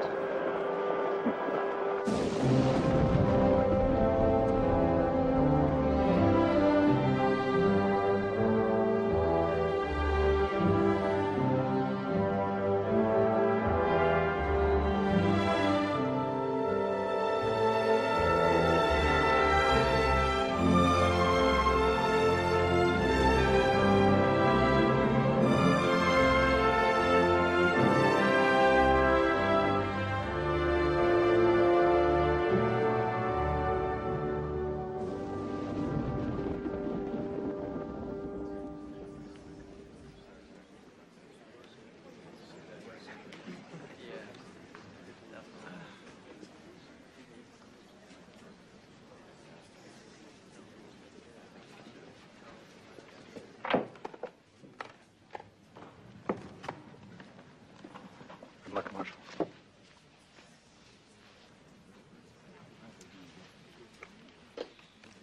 Mrs. Marshall, I'm Julia Davis, Mr. Davis's daughter. It's nice to meet you. I have great respect for your husband. Thank you. All rise. The Honorable, the Chief Justice and the Associate Justices of the Supreme Court of the United States. Oyez, oyez, oyez.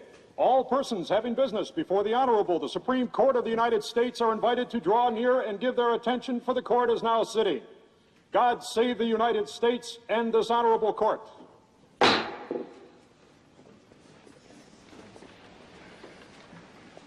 Case number 101, Harry Briggs, Jr. et al., against members of trustees of School District number 22, Clarendon County, South Carolina, et al. Counsel are present.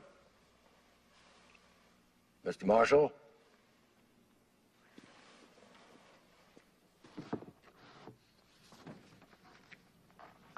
Mr. Chief Justice. May it please the court, my colleagues will address the Kansas, Delaware, Virginia, and District of Columbia cases. I will speak on behalf of Harry Briggs, Jr. and the Negro children of the town of Summerton, who have raised their attack on the validity of the South Carolina Code, which reads, "It shall be unlawful for pupils of one race to attend the schools provided for persons of another race."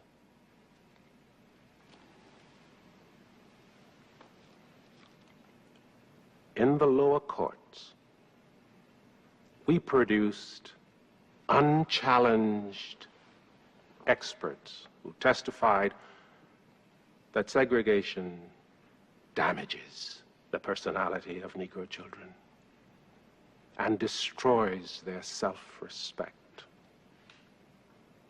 If Ralph Bunche, this nation's distinguished ambassador to the United Nations, were assigned to South Carolina, it would be the will of the people that his children go to a Jim Crow school. No matter how great anyone becomes, if he happens to be a Negro, his children are relegated to that school. Yet this court is being asked by the defense to uphold the segregation law of South Carolina. Under our form of government, the only testing ground as to whether or not individual rights are violated by the majority is here in this, the Supreme Court of the United States. The court must weigh the rights of the Negro children against the public policy of the state of South Carolina. And if that policy violates those rights, then this court, reluctant or otherwise, is obliged to say that that policy has run up against the 14th Amendment to the Constitution, which guarantees all citizens equal treatment under the law. We therefore respectfully urge that the judgment of the district court be reversed and the children's rights be affirmed.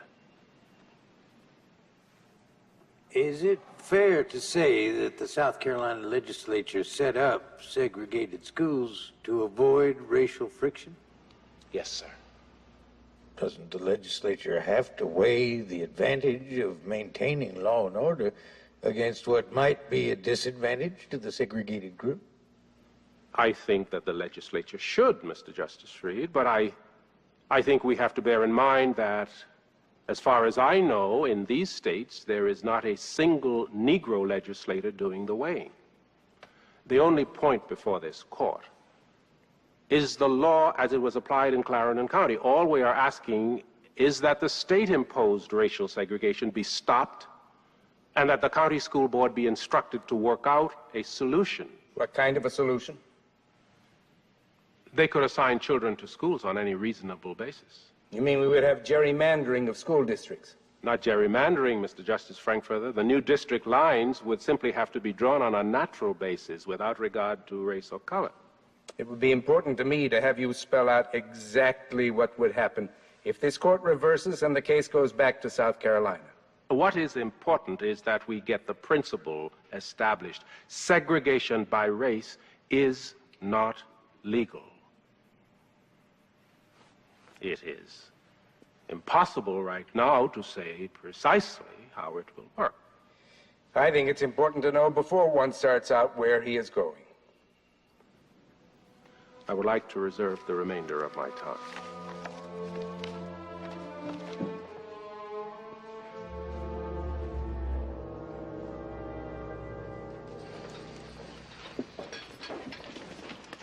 I was watching Chief Justice Vincent very carefully. His face. I don't like the expression in his eyes.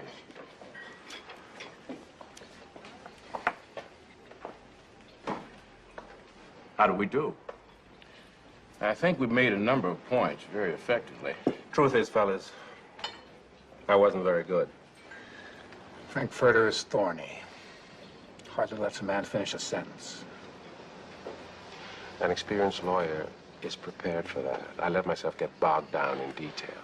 The one thing I wanted to do was find a way to talk about the principle, convince them that segregation is morally wrong, that there is no such thing as separate equality.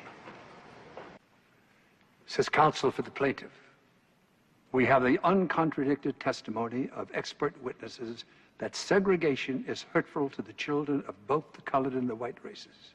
Now, there are experts, and there are experts. Let me read a sentence or two from W.E.B. Du Bois, the great Negro educator. I have seen wise and loving colored parents take infinite pains to force their little children into schools where the white children and white teachers despised and bullied the dark child. Now, such parents want their children to fight this thing out. But dear God, at what a cost? Dr. Du Bois concludes, we shall do better by putting the children in schools where they are wanted than by thrusting them into hells where they are ridiculed and hated. Let me come now to what is the crux of this case. That is the meaning and interpretation of the 14th Amendment to the Constitution of the United States. Your honors have said it is your duty, and I quote, to place ourselves as nearly as possible in the condition of the men who framed the instrument. Now, what was the condition of those who framed the instrument? I will tell you. The resolution proposing the 14th Amendment was proffered by Congress in June of 1866. 1 month later, the same Congress established separate schools for the races right here in the District of Columbia. And from that good day to this, Congress has not wavered in that policy. So clearly, the Congress does not believe that the Constitution speaks against segregated schools. What is your answer, Mr. Davis, to the suggestion that the Constitution is a living document? It must be interpreted in relation to the facts at the time it is interpreted. My answer to that, Mr. Justice Douglas, is that changed conditions do not expand the language that the framers of the Constitution employed. And it is inconceivable that the Congress which passed the 14th Amendment would have forbidden the states to employ an educational plan which Congress itself was employing in the District of Columbia. No court, I respectfully submit, is justified in ignoring that. And over the years, this court has spoken in the most clear and unmistakable terms to the effect that segregation is not unlawful. In Plessy versus Ferguson, and in 6 subsequent cases, the doctrine of separate but equal has been upheld. So, Your Honors, I might ask, why should this be a matter of great national policy? Is it not a fact that the very strength and fiber of our federal system is local self-government? I respectfully submit there is no reason why this court or any other should reverse the findings of 90 years. Mr. Marshall, how will the court rule? Mr. Carter, please wait for me. Masterful, John. You did us proud. Thank you, Jim. How do you see it? Oh, 6-3, maybe 5-4. In the language of the famous general, we've got them. And they'll never get home. Mr. Marshall, aren't all the precedents that have been set relating to this decision?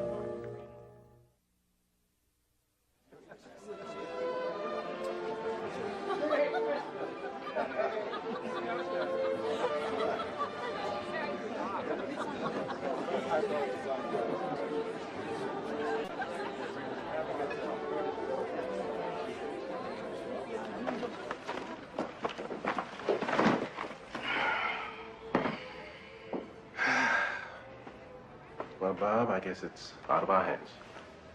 The lives and hopes of so many millions rest in the hands of those 9 men. When do you think they'll come down with a decision? Months, not weeks. I let myself get tangled up in their questions. caught in the underbrush. Davis. He makes it sound like pages of history. Come on, Thurgood. It's Christmas. What about this housing case? We'll take care of things. Don't you worry. These people are depending on us. Buster needs you now.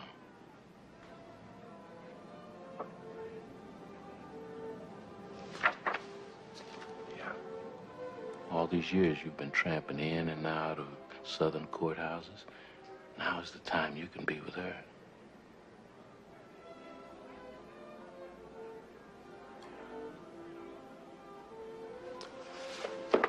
Keep in touch.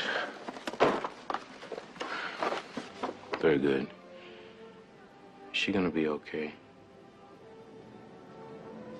She's gotta be okay.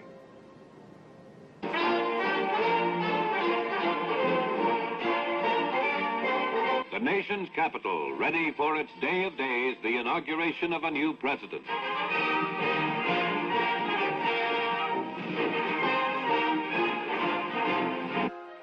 The dignitaries file through the Capitol Rotunda toward the portico where the transfer of the presidency will occur. Here are members of Congress. Behind them, members of the Supreme Court of the United States in judicial robes.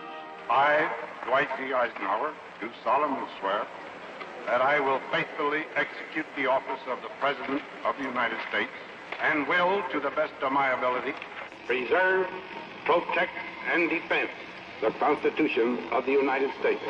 So help me God.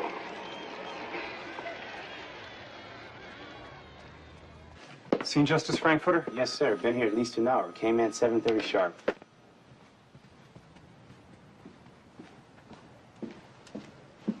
Mr. Justice Reed, Mr. Justice Jackson. Good morning, fellow.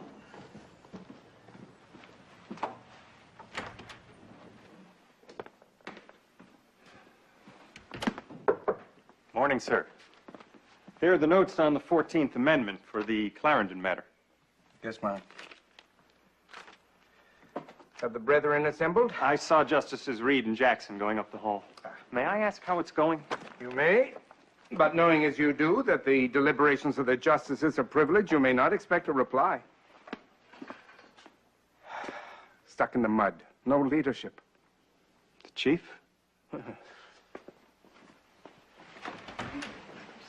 Good morning, Mr. Justice Black, Mr. Justice Douglas, Mr. Justice Clark, Mr. Justice Reed, Mr. Justice Jackson. It's very simple for me. The state cannot classify people by color for education. I'm with Douglas, prepared to desegregate. I see it differently from Black and Douglas.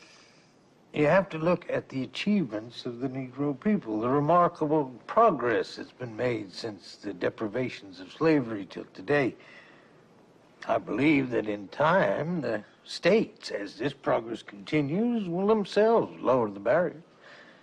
Meanwhile, the Plessy decision, with its separate but equal doctrine, is the law of the land. It has been for half a century. I see no compelling reason for overturning it now. I agree with Reed. We were not appointed to this court to make the law. We're here to interpret it. I'm comfortable with the precedents before us.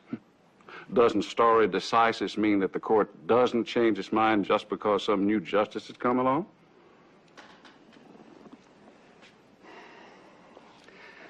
The colored children in South Carolina, Kansas, Delaware, Virginia, and the District of Columbia appeal to this court claiming that segregation denies them equal opportunity. Now, we can't wear blinders. The state segregation laws must be struck down. I simply do not agree that the framers of the 14th Amendment intended to bar segregated schools. It doesn't say that. It says equal protection, and the schools are being equalized. What about the Congress? It's their job to take this on and save us from becoming a 9-man school board for the entire country. I am concerned over the effect on the country if this court should put forward a divided decision. Felix, we have issued split decisions before, and the Republic has survived nicely. Of course we have, but this is an explosive issue. Some governors have stated publicly that they would resist an order to desegregate. It would be a catastrophe if this court put forward a decision it can't enforce. Perhaps Felix's warning should lead us in the direction of caution when it comes to overturning precedents which have been so continuously upheld by the court. We can move on to other matters and revisit the school cases at another time.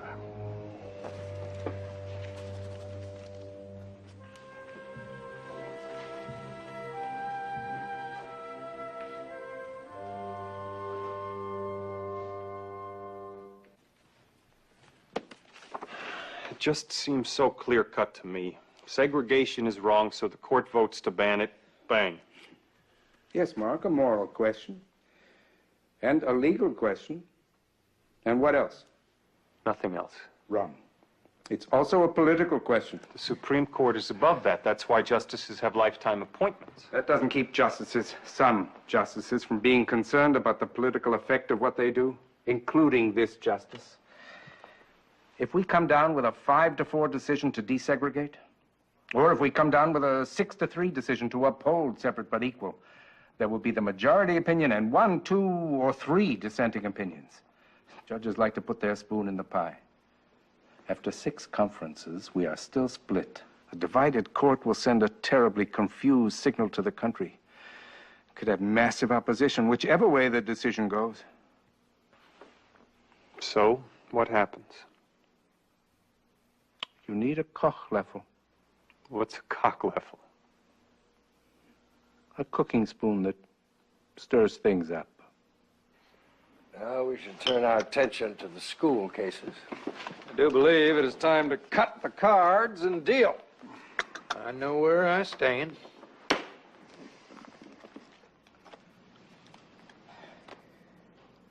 I've been thinking. The 14th Amendment is at the heart of this question. How can we be sure what the intent of the amendment is unless we know it was in the mind of the Congress that framed it in 1865 and the state legislatures that ratified it?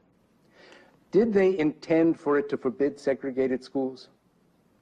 We are being asked to make what could be the most important judicial decision of this century, and we are doing it without all the facts. I propose that we ask counsel on both sides to come back and re-argue the case, focusing on this question. What evidence is there that the framers contemplated or did not contemplate that the 14th Amendment would abolish segregation in the public schools? With that information, we would be able to make a sound judgment.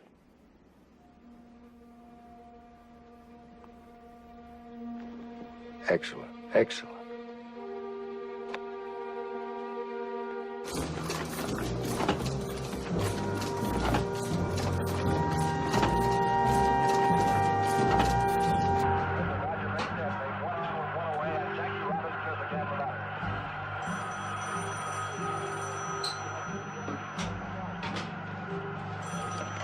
Hello? Are you sure? Thanks. Re-argument.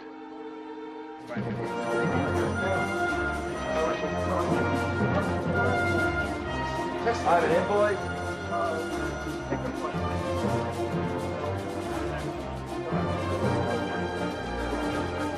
The New York Times. James Reston. Hey, boys.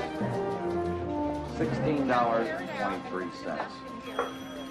COD. Greenberg, this man needs $16.23. We're good for it. Thurgood? Professor Franklin? John Ho? What are you doing? Going back to Howard, eh? Good. You know what else you're going to be doing? You're going to be working for me. I need the best historians and constitutional scholars. The Supreme Court wants to know what those white men were thinking 100 years ago when they passed the 14th Amendment. Be on the train tonight. Very good. Bob Ming is coming in from Chicago. He knows the 1865 debates by heart. We don't have money for train fare for these people. Tell him we're good for it. Alice, telegrams to all our supporters. Tell him the Supreme Court has deferred judgment. We have to re-argue the case, and we need emergency funds. Tell them you know how to word it. We need money bad. Thurgood, when the 14th Amendment was ratified, there were 37 states. You better research all of them. Did you reach Henry Steele Commager? Peanut talked to him. He's not available at Oxford for the summer. He sent this message. I greatly fear your premise is wrong.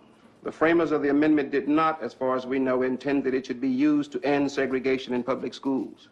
I strongly urge you to consider dropping that particular argument because it weakens your case.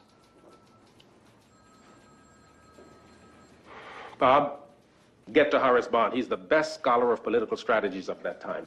Any of you guys know anybody who could give us money? Get to work on them. We've got bills, travel, offices, telephones. If they shut off our phones, we are out of business. And there are a lot of people who would like to see our door slammed. I'm like General Patton. The best tanks money could buy, but no gas to run them on. Can I help you? I'm Black. You're Black? Charles Black from Austin, Texas. What can we do for you? I'm here to help. I'm a professor and a lawyer, and I can write a little. They said you needed help. Yes.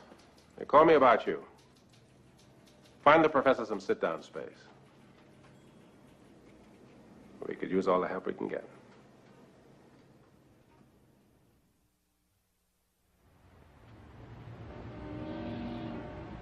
You can report to the Honorable Governor, Mr. Tully, that I have assigned two of the brightest young men of our firm to lead the research. Mr. Strait from Harvard, Mr. McPherson from Yale. But they do work together harmoniously. Mr. Marshall seems to have fallen on hard times, soliciting our partners.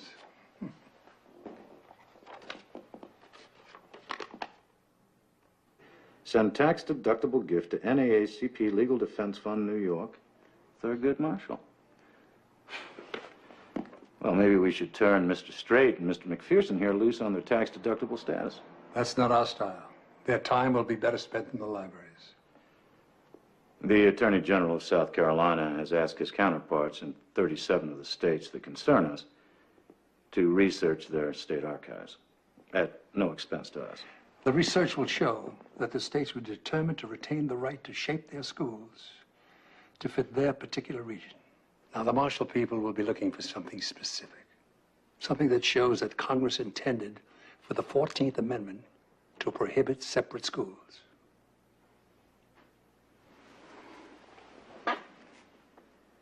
But they won't find it.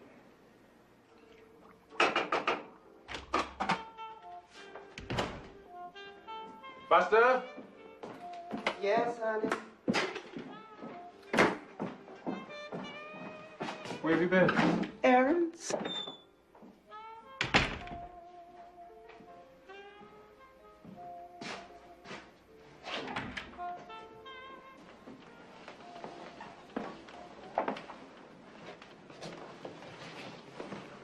What were you doing?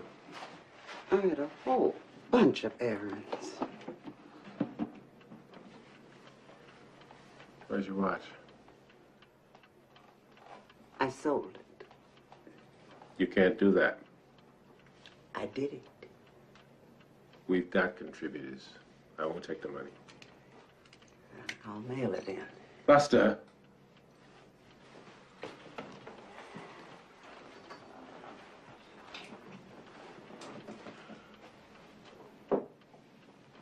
When they wouldn't let me into the law school at the University of Maryland, my mother went downtown to the Crown pawn shop and sold her engagement band and her wedding ring to pay for me to go to the law school at Howard.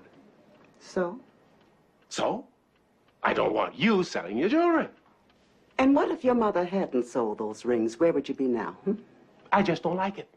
Thurgood, you once said to me that the fight for civil rights was worth a life. Remember? I can get along without a watch, but I can't get along without supper. And I want to know everything that's going on. We've got the best professors and historians from all around the country. And thanks to Howard University and Charlie Houston, our lawyers are as good or better than the Ivy League boys. And I will have a second chance to argue this case. like the old saying. I'm a man of peace, but I adore a riot. Ming and I think the real key lies in the ex-Confederate states in the South. It was a condition of their rejoining the Union after the Civil War that they adopt the 14th Amendment. Congress insisted on it. Not one of these states put a single word about school segregation in their new state constitution. Now, we believe that this proves that they understood that Jim Crow schools were outlawed by the 14th Amendment. They had to toe the mark in order to get back into the Union. Exactly. But some of those states turned around and put in segregated schools a year after the 14th Amendment was ratified. And they've been operating segregated schools ever since. Professor Kelly, I'm not sure your argument holds water. It sure doesn't.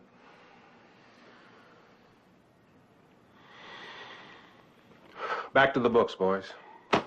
I'm sure if we give them a little more time, Mr. Kelly and Mr. Ming will come up with something more solid.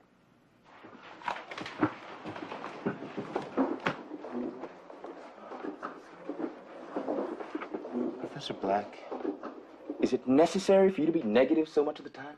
I'm not negative. I state facts. I've been intending to ask you, out of all of the legal and academic opportunities before you, just why did you end up here at the Legal Defense Fund? Well, I'll tell you.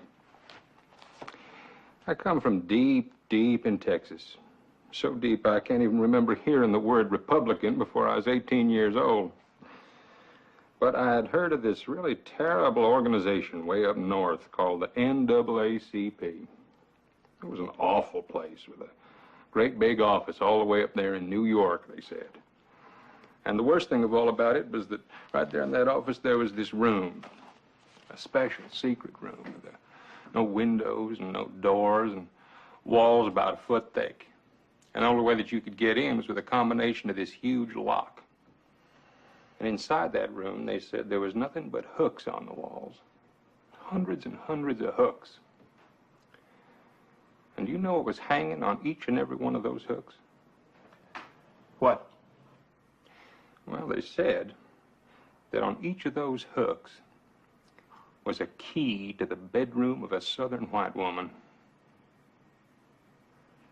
So I figured that is an organization I want to get involved in. The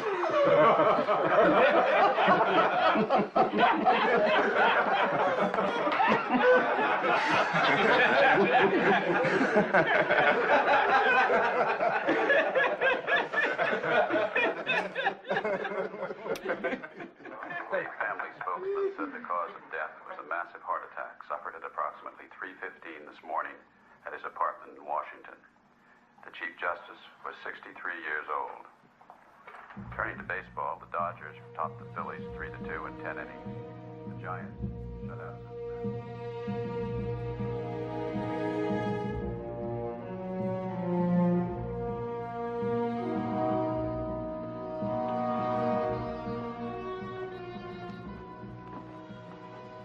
Afternoon, sir. Mark. Was it a nice service? Yes. Was the president there? Oh, yes. Mark, this is the first solid piece of evidence I've ever had that there is a God in heaven. I can't help but think that Vincent's successor will be better for us. The devil you know is better than the devil you don't know. I watched General Eisenhower testify in Congress against desegregating the Army below the platoon level. I don't think President Eisenhower is going to be looking for a civil rights Chief Justice. I still say the odds are we get someone less wedded to the past than Vincent. Time says Eisenhower may promote Justice Jackson to the center seat and name an associate in his place. The Republicans in the Senate will fry Ike if he tries to put a Democrat in the top spot. Anyway, whoever it's going to be, we got a ton of work to do. It's nearly midnight, so let's get to it. My spies tell me Foster Dulles can have it, if he wants it. Second choice, New York's own, Governor Tom Dewey. Were I you, John, I should fire my spies. I have it on good authority.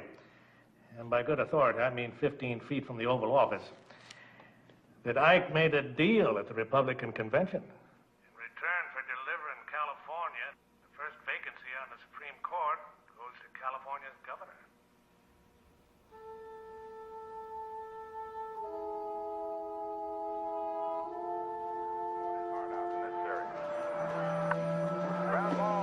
afraid you were right. For once, Greenberg?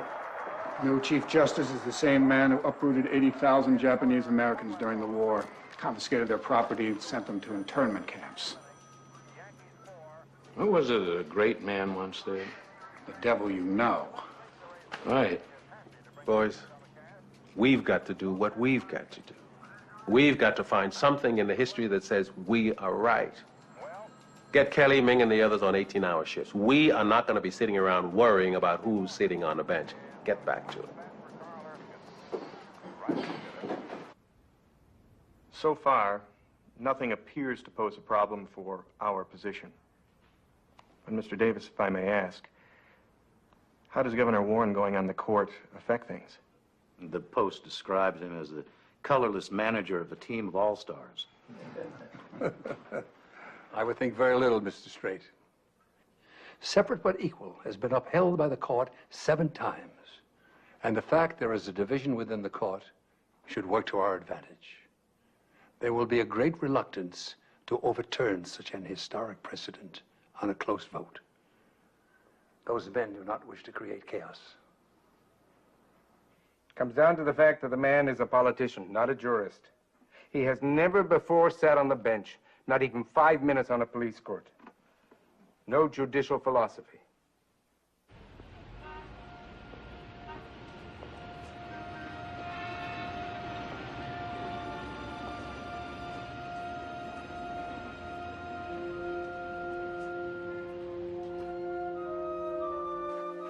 I'll get you settled in, Mr. Chief Justice.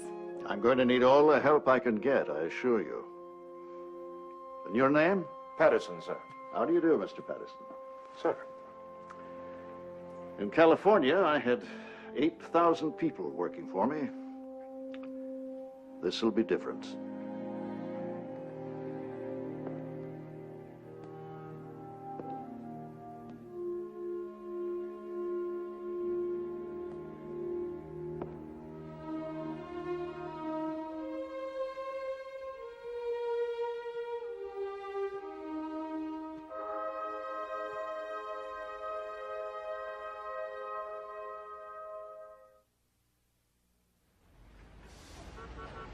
We have studied the history. The Declaration of Independence had glowing language proclaiming that all men are created equal with the inalienable right to life, liberty, and the pursuit of happiness. But the authors of the Constitution included no such statement, a concession to the fact that our young republic tolerated human slavery. At the end of the Civil War, Congress passed the 13th Amendment, abolishing slavery, but it gave slaves no specific rights. Civil Rights Act of 1866 followed, and it was the cornerstone to the 14th Amendment. We have probed the records, and frankly, we do not like what we find. Civil Rights Act was written with a no discrimination clause, but Congress removed it before it was passed. And nowhere in the debates on the 14th Amendment do we find any statement that suggests that school segregation was an issue. We had hoped that abolitionist leaders like John Bingham and Thaddeus Stevens would have recorded their position on segregation in schools. Nothing. That bears out our studies. See, public education was in its early stages. To the newly freed slaves, education of any sort would have seemed a major step forward. We also have to face the fact that Congress set up segregated schools in the District of Columbia and has supported that practice up to this very day. All in all, it gives us very little in the way of favorable evidence to answer the justice's question about the intent of the 14th Amendment.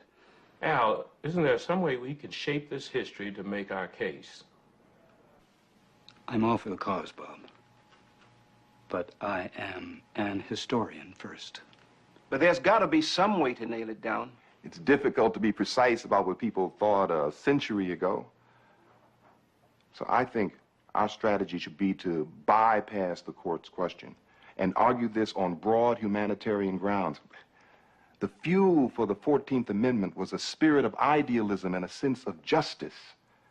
The amendment meant what it said. equal protection. We believe we can win this by arguing the broad humanitarian approach.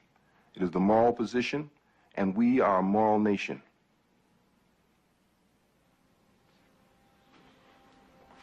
Okay. Let's write it up that way.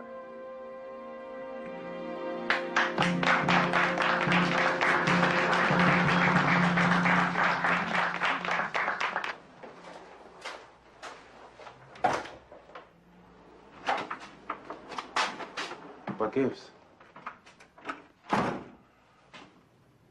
It'll never work. The broad humanitarian approach. Frankfurter will smell it in a second.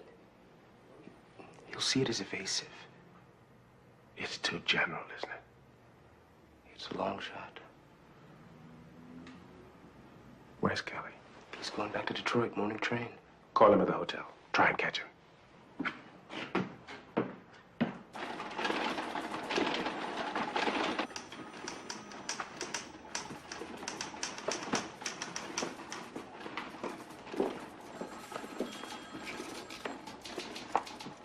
Just pay the ones that have to be paid. That's what these are.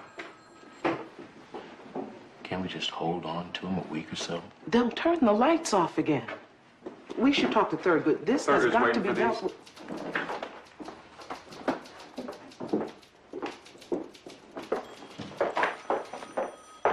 Marion? Marion, where are you going? It's 6 o'clock. It's Saturday. I have a date. And no paycheck for 3 weeks. Good night.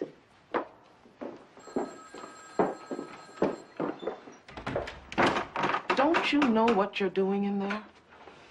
Don't you? I'm typing the same stuff over and over. If that stuff doesn't get typed, what you're doing in there is helping to make history. Good night.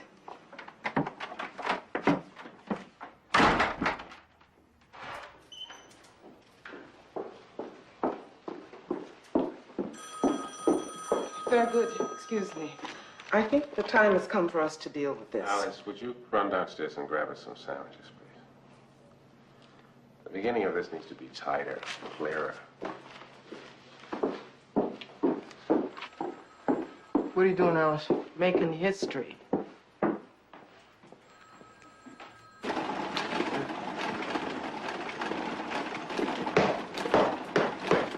This is it!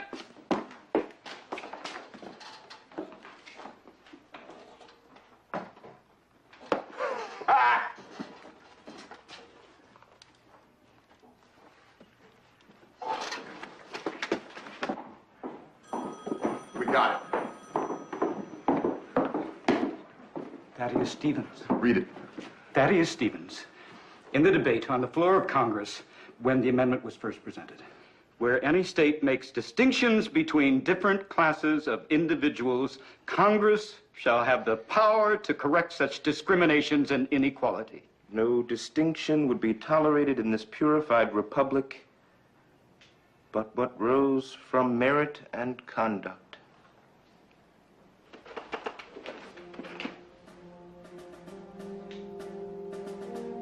Place this in the front section of the brief.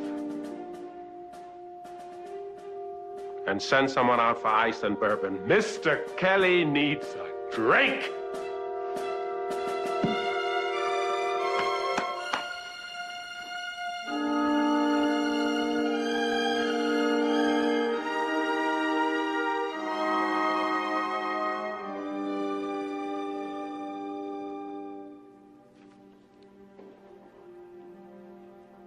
These infant appellants are asserting the most important claims that can be put forward by children.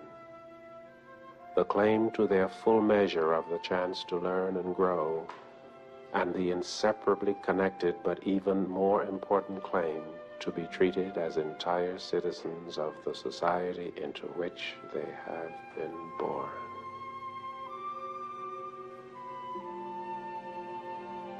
Do you understand? Professor, you are a Negro.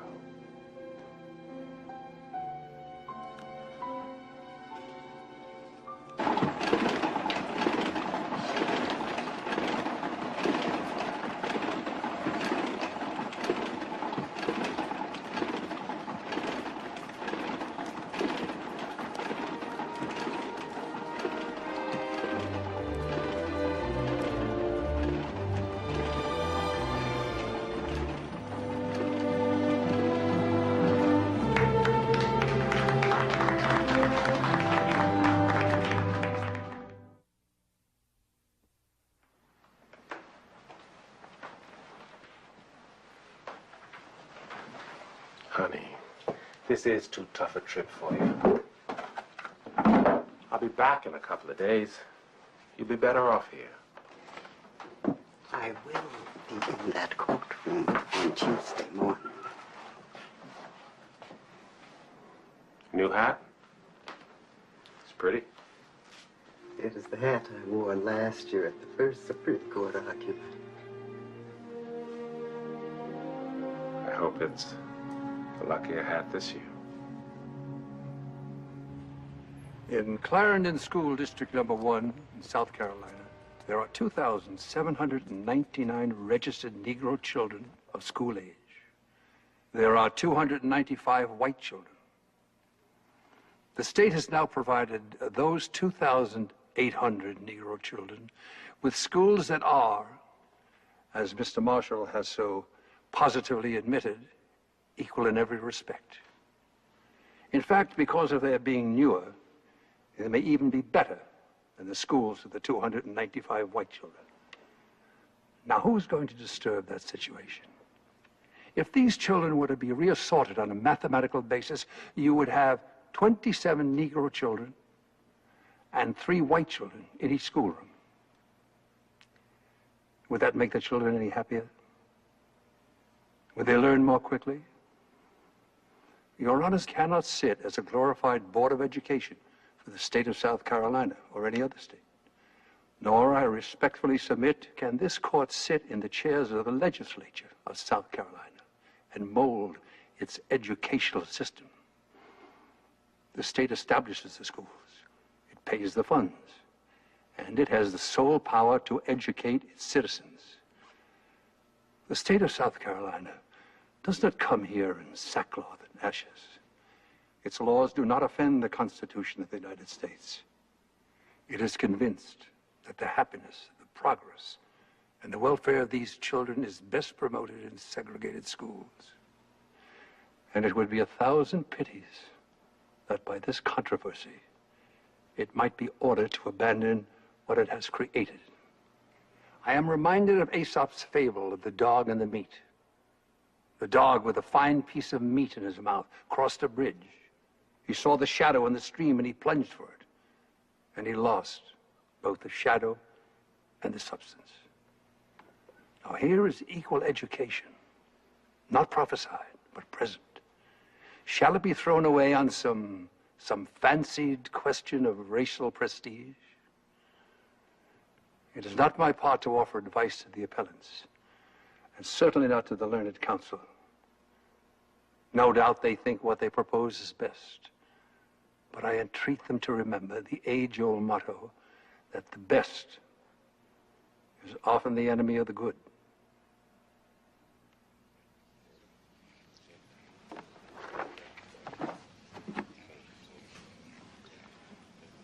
Mr. Marshall, you have 5 minutes for rebuttal.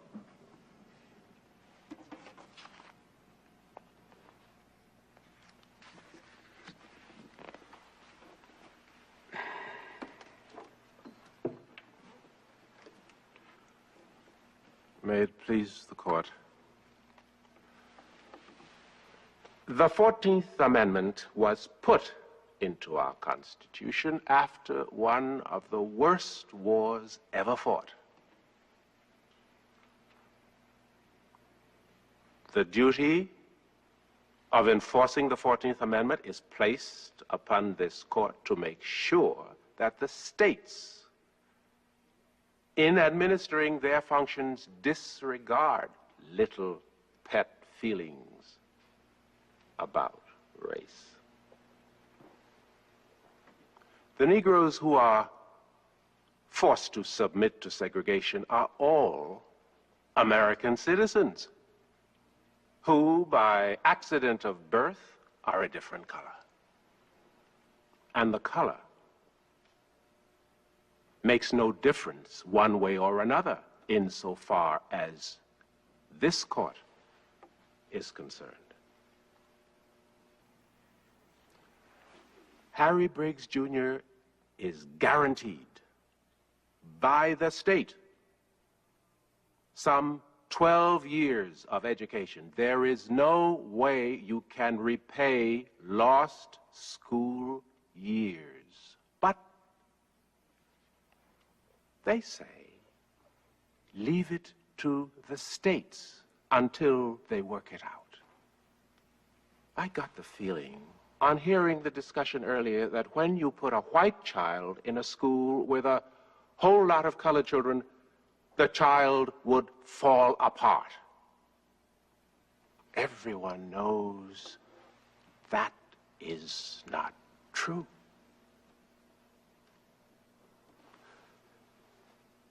Those same kids in Virginia and South Carolina, and I have seen them do it. They play in the streets together. They separate to go to school. They come out of school and play ball together. But they have to be separated in school. There must be some magic to it. You can have them going to the same state university and to the same college, but if they go to elementary and high school together, the world will fall apart. The only way that this court can decide this case in opposition to our position is to find some reason which gives the state the right to make a classification in regards to Negroes that they can make in regard to nothing else. And we submit the only way to arrive at this decision is to find that for some reason Negroes are inferior to all other human beings. Nobody will stand in this court and say that, because they would have to justify it. It can only be one thing: an inherent determination that the people who were formerly in slavery shall be kept as near that condition as is possible. Now is the time. We submit that this court should make it clear that that is not what the Constitution of the United States stands for.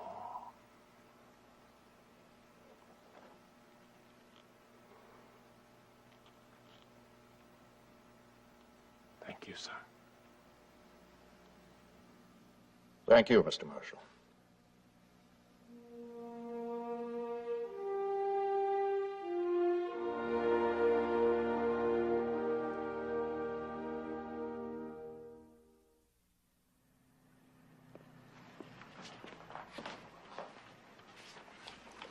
They're good.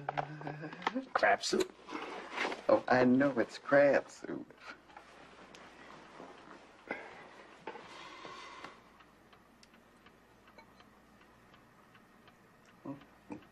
Hot. And good.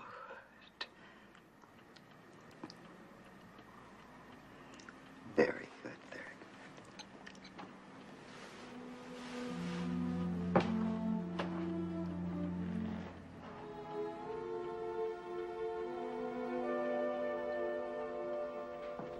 We concede Douglas and Black to the other side. Reed and Clark should vote with us. Jackson and Frankfurter are leaning towards our point of view. It's judicial restraint. That's 4. And we should pick up another vote from Minton or from Burton or from Chief Justice Warren. How are you getting on with the new chief? I've discovered that he listens. though he is untutored in the law. Well, it could be argued that's an ideal combination for Chief Justice. Open-minded and flexible. Well, I hope you all get down to it. It's not that tough a call, as I see it.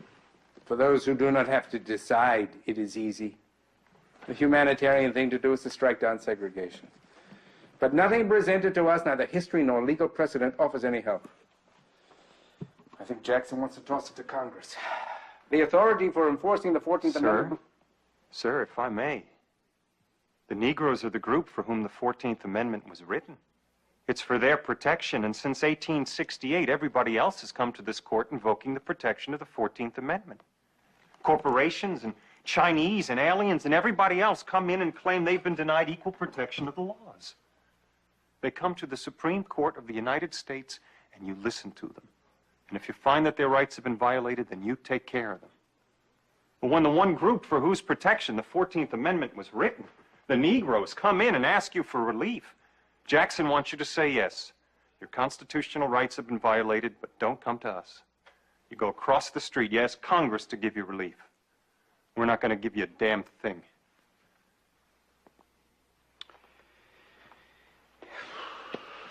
Mark, at Harvard, I would have given you an A for that.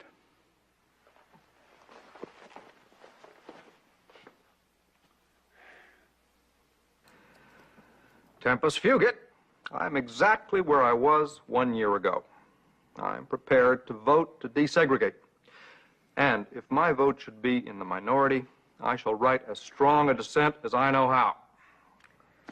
After reading over 1,500 pages, I have yet to discover a basis in the Constitution or the 14th Amendment that allows us to order the states to do with their schools that which they do not wish to do. Well, I was very taken by something Mr. Thurgood Marshall said. The only way the court can decide this case in opposition to our position is to find that for some reason Negroes are inferior to all other human beings. Hugo, I base my view on the law, and nothing in the law tells us that we can tell South Carolina to abolish separate schools. This country has been making great strides in race relations. A careless decision here could halt that progress. How do you see that happening, Stanley? If the American people feel that a bunch of liberals in Washington are forcing their social views on the states, there will be profound resentment. I've seen the race problem more closely than most of you. I'm concerned about the possibility of violence, massive resistance. What if we say desegregate and they refuse? Can we send the Army into South Carolina to enforce it? Send the Army into 20 states? I am surprised that the history provides so little in the way of legal footing for striking down segregation. I find I'm arguing with myself. My heart tells me segregation is wrong. The law tells me not to interfere with the states. I do not like the idea of segregation, but for 100 years, the South has had segregated school systems, and this court has told them it was legal. We can't just turn on a dime and say tomorrow morning things will be different. Nor can we continue to say that in the United States of America, all men are equal, but that white men are more equal than others. For God's sake, let's decide the principle. We can remain flexible on how to implement it. Disaster. This court is expected to be precise and clear. Felix, you say you're arguing with yourself. Perhaps you'd prepare a memorandum outlining the issues and offering some suggestions as to where our choices lie. Thank you, gentlemen.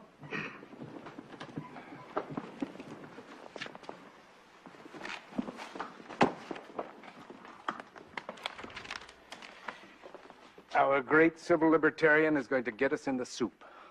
Douglas is so abrasive. He makes conciliation and compromise even more difficult. He obviously feels very deeply. Douglas is a great humanitarian in the abstract. He just can't stand people.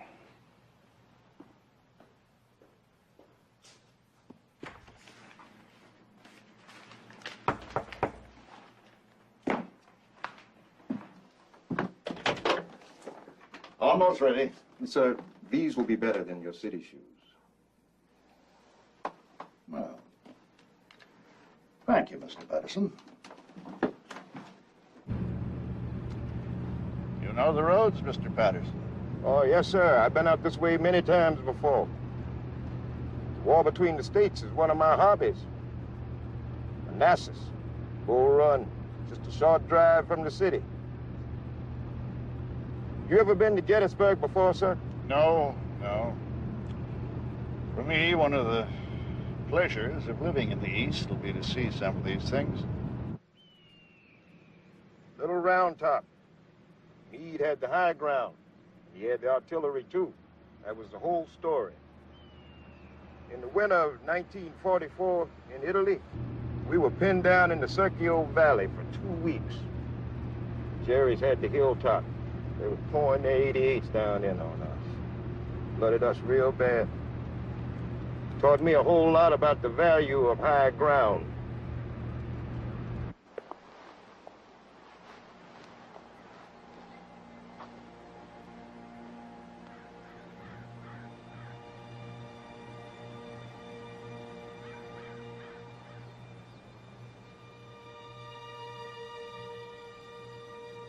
So simple, yet so strong. It is rather for us to be here dedicated to the great task remaining before us, that from these honored dead we take increased devotion to that cause for which they gave the last full measure of devotion. That we here highly resolve that these dead shall not have died in vain.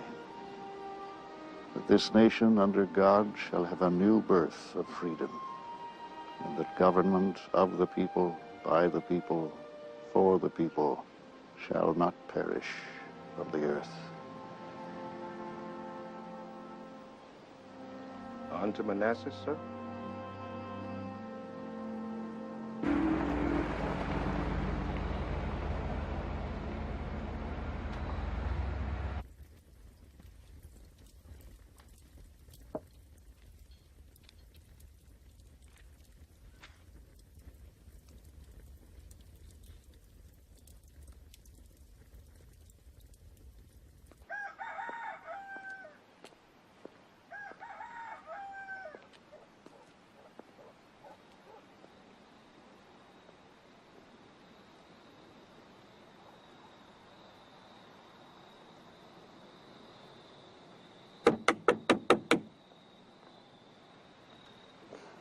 Good morning, sir. Mr. Patterson, why are you sleeping in there? Sir, I couldn't find a place. Sir, there's no place within 20 miles of here where I...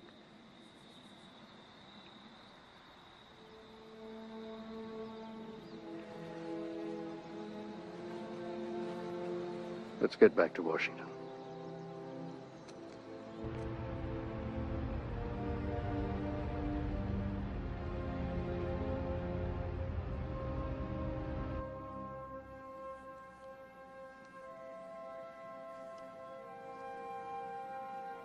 To be treated as entire citizens of the society into which they've been born.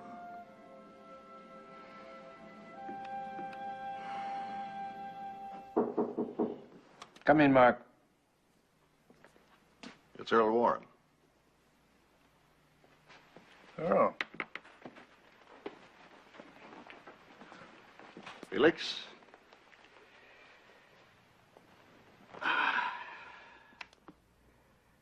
Felix, this court must vote to desegregate. I believe that this is a moral issue, one that goes deep into the soul of our nation. The more I ponder this, the more I believe the separate but equal idea is based on the concept that the colored race is inferior, and that those who sustain it must be willing to acknowledge that. Now, I believe my vote will make a majority of 5. I will assign the writing of the opinion to myself. I hope to write it in a way that will bring others with me. What do I have to do to have you with me? You're a man from the hurly-burly of public life, Earl. I'm a man from the private world of the jurist. We both know what is right here, but to you it seems less complicated. Neither history nor legal precedent gives us reason. But there are times when the court must be free to interpret the Constitution based on the changes in men's feeling for what is right and just. The humanitarian goal will have to do. But if you force a sharply divided decision, you will have accomplished no good. You must work to unite the court. How, Felix? Jackson, you must persuade him to vote with us and not to write a separate opinion. You must talk to him, convince him, and then, if you're successful, Clark, you should follow. Stanley Reed will be the most difficult. Can Reed be turned? Only by you, but Jackson first.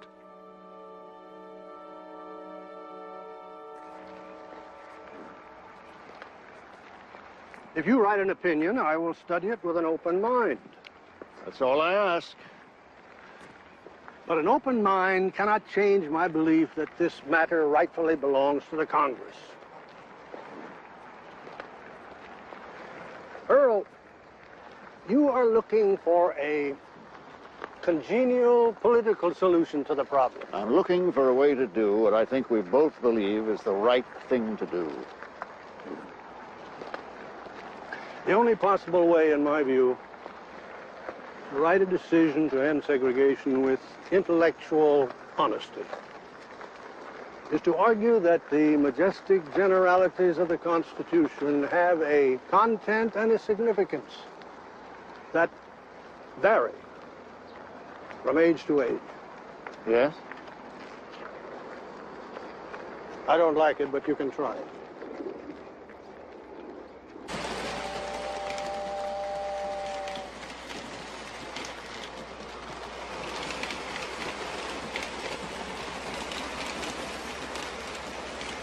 I like this.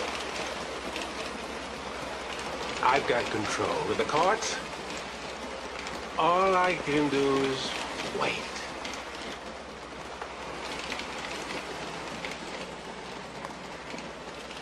Buster, the time I got the job as a waiter with the Baltimore in Ohio. Your daddy got you that job. They handed me a uniform. White coat, black pants that fit real nice, except they stopped just above the ankles, 6 inches too short. I went to the man in charge and I said, "Sir, I need to have another pair of pants. These are too short." The man looked me over and you know what he said?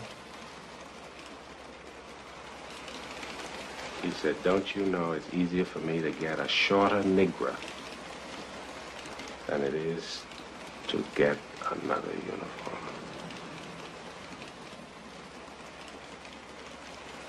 It makes me angry. That was a long time ago. I mean about being sick. Changes are coming. Changes we never dared dream about. And I may not see them.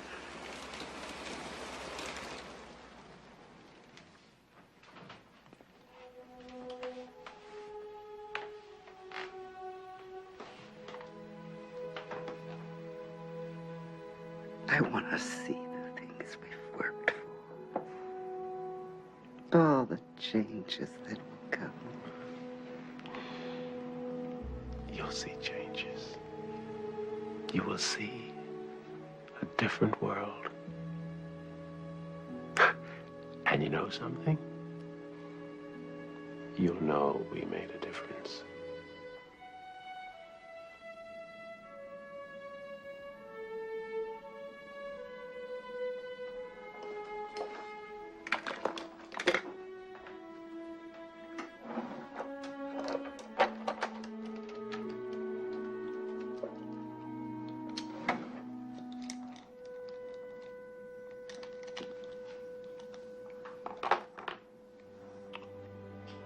Douglas,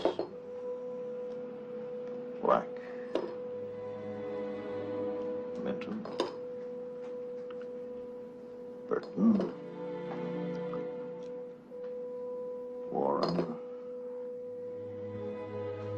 Frankfurter, Jackson, Clark, and Reed.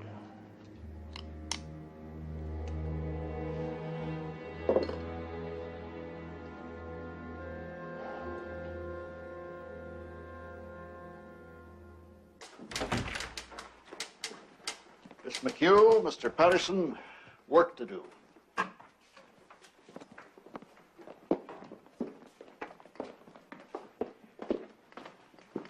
Now, if you would type this, please. Yes, sir. I will review it. And then, Mr. Patterson, if you would take it to the print shop and order 9 copies. Only 9. Yes, sir.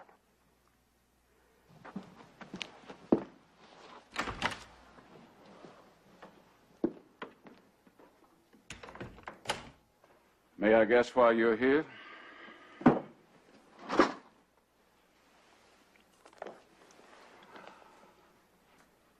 I will vote to desegregate. If the opinion gives the southern states time. We are not dealing just with law, we are dealing with a social revolution. It needs time. You read that, Tom. It may need some refinement. I'd like to accommodate your view.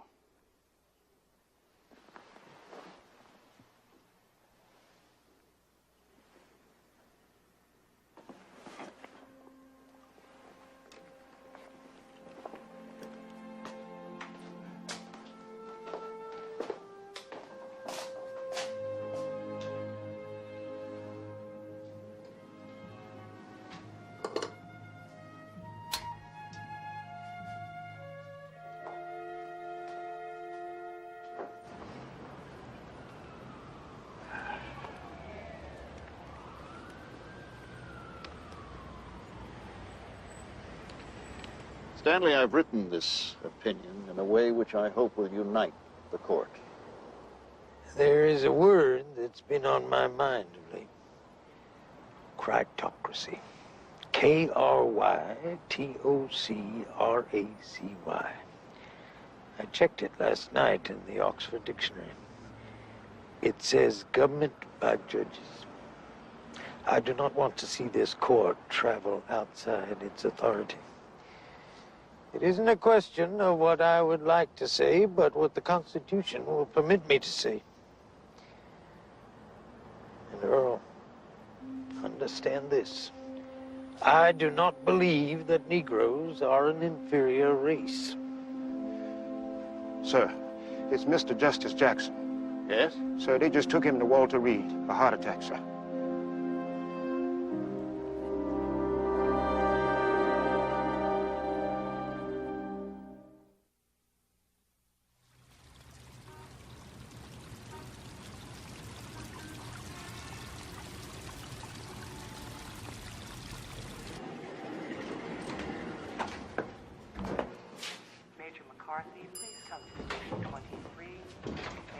Mr. Justice Jackson, I'm Earl Warren.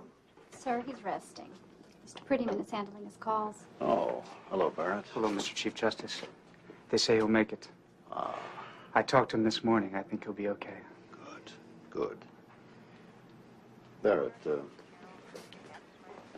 as soon as you think he's up to it, ask him to read this. It's important. I know, sir.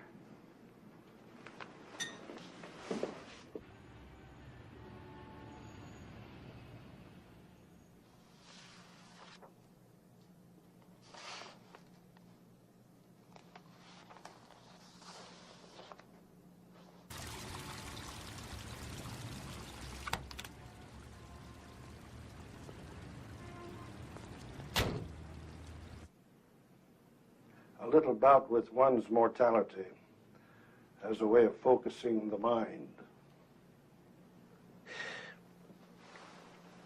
Since the end of the Civil War, the United States has been hesitating between two worlds.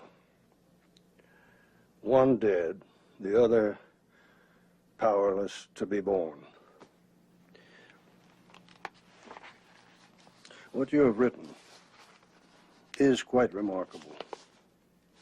In very plain and understandable words, it tells the nation what must be done and why. I'm with you, Earl.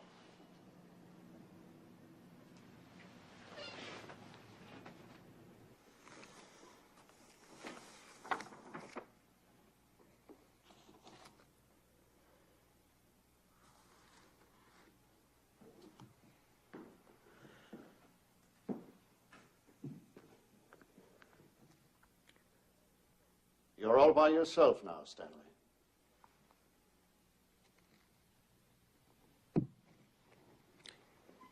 The fact remains, this court has been given no evidence that the nation knew a century ago that it was outlawing separate Stanley, we schools. have 8 votes to desegregate.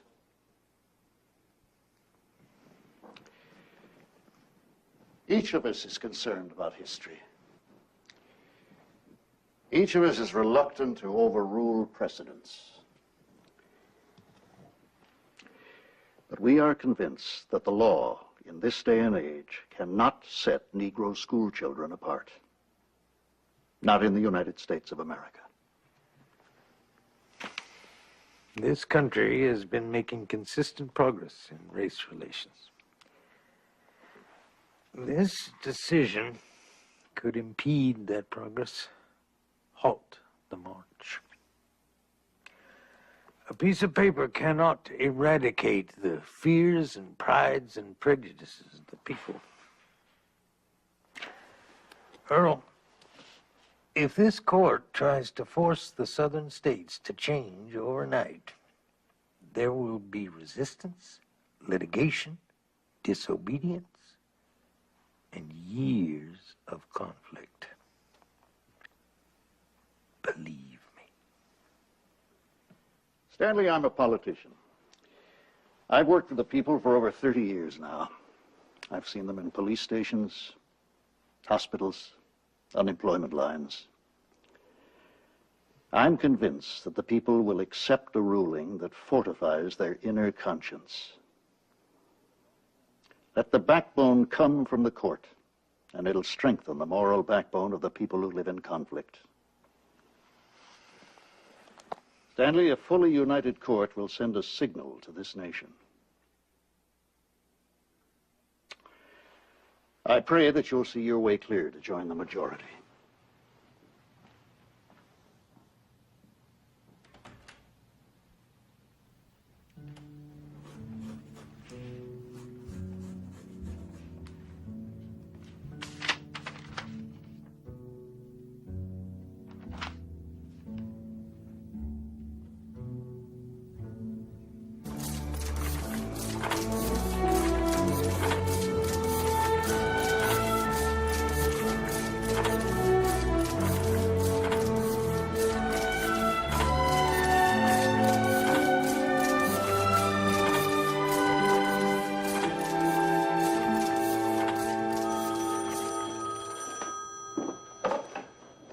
Hello? I'll be on the midnight train.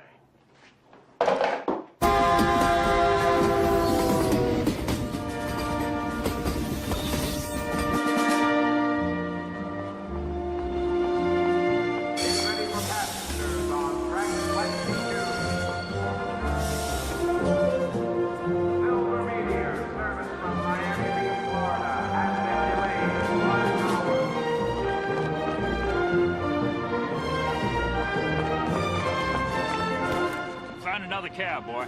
I'm going to the Supreme Court. Come on, Bob, come on.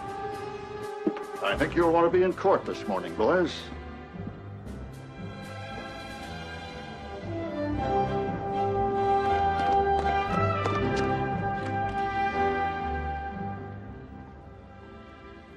Nine copies, sir, for the brethren.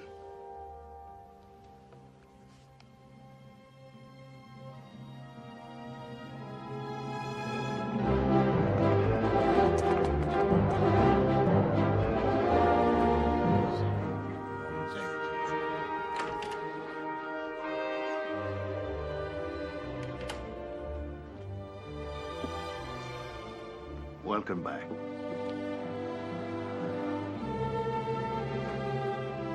Welcome back. It's good to have you back. All rise. The Honorable, the Chief Justice and the Associate Justices of the Supreme Court of the United States.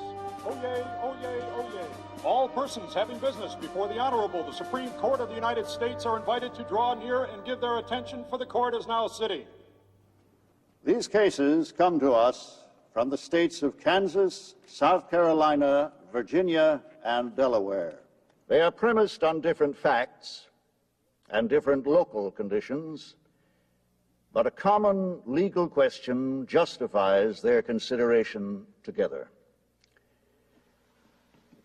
In approaching this question, we cannot turn the clock back to 1868, when the 14th Amendment was adopted, or even to 1896, when Plessy versus Ferguson was written.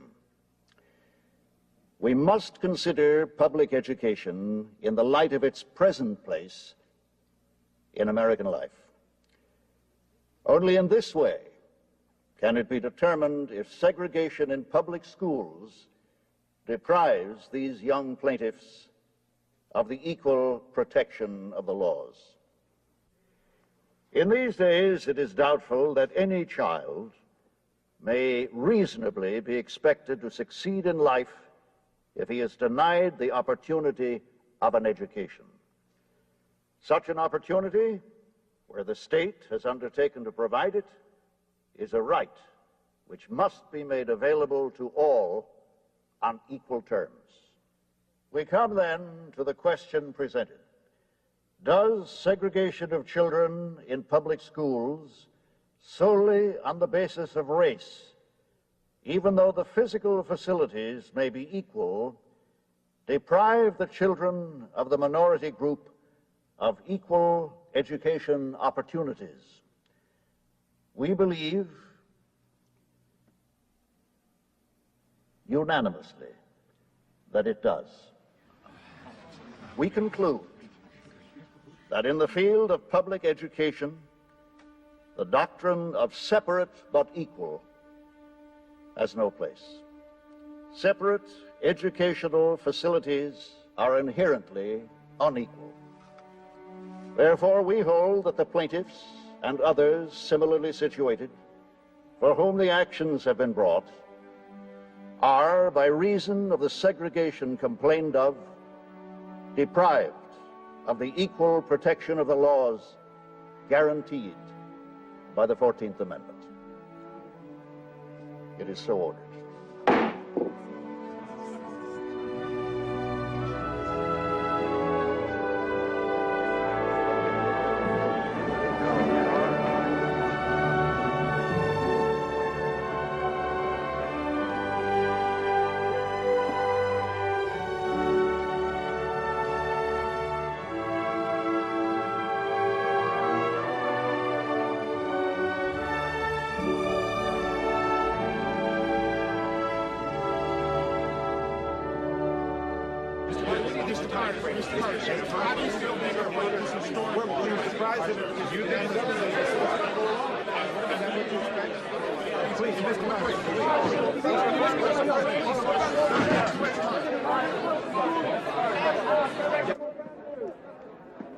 Buster, it's me. We did it. Unanimous. Buster, I love you. A bulletin from CBS News Washington. At 1:10 p.m., the United States Supreme Court, Chief Justice Earl Warren announced the unanimous decision to outlaw segregation of Negroes in public schools. The court said separating Negro children violates rights guaranteed them as American citizens by the 14th Amendment.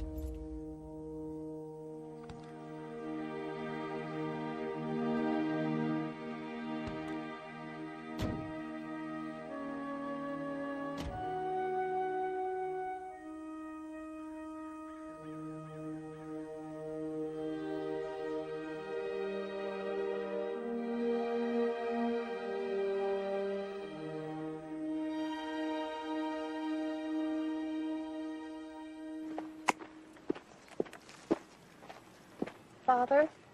Morning, Julia.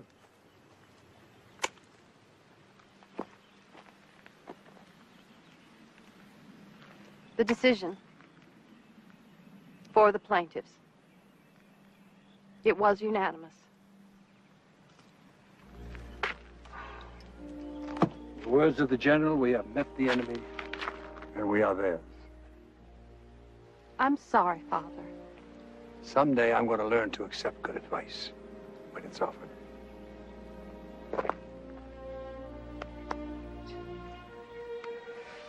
It's troubled times ahead.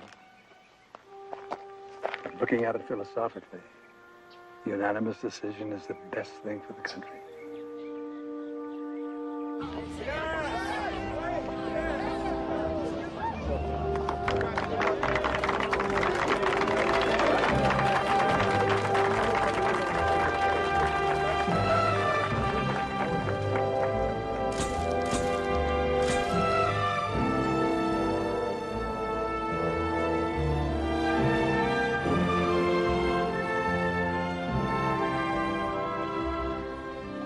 In 1967, Thurgood Marshall was named Associate Justice of the United States Supreme Court.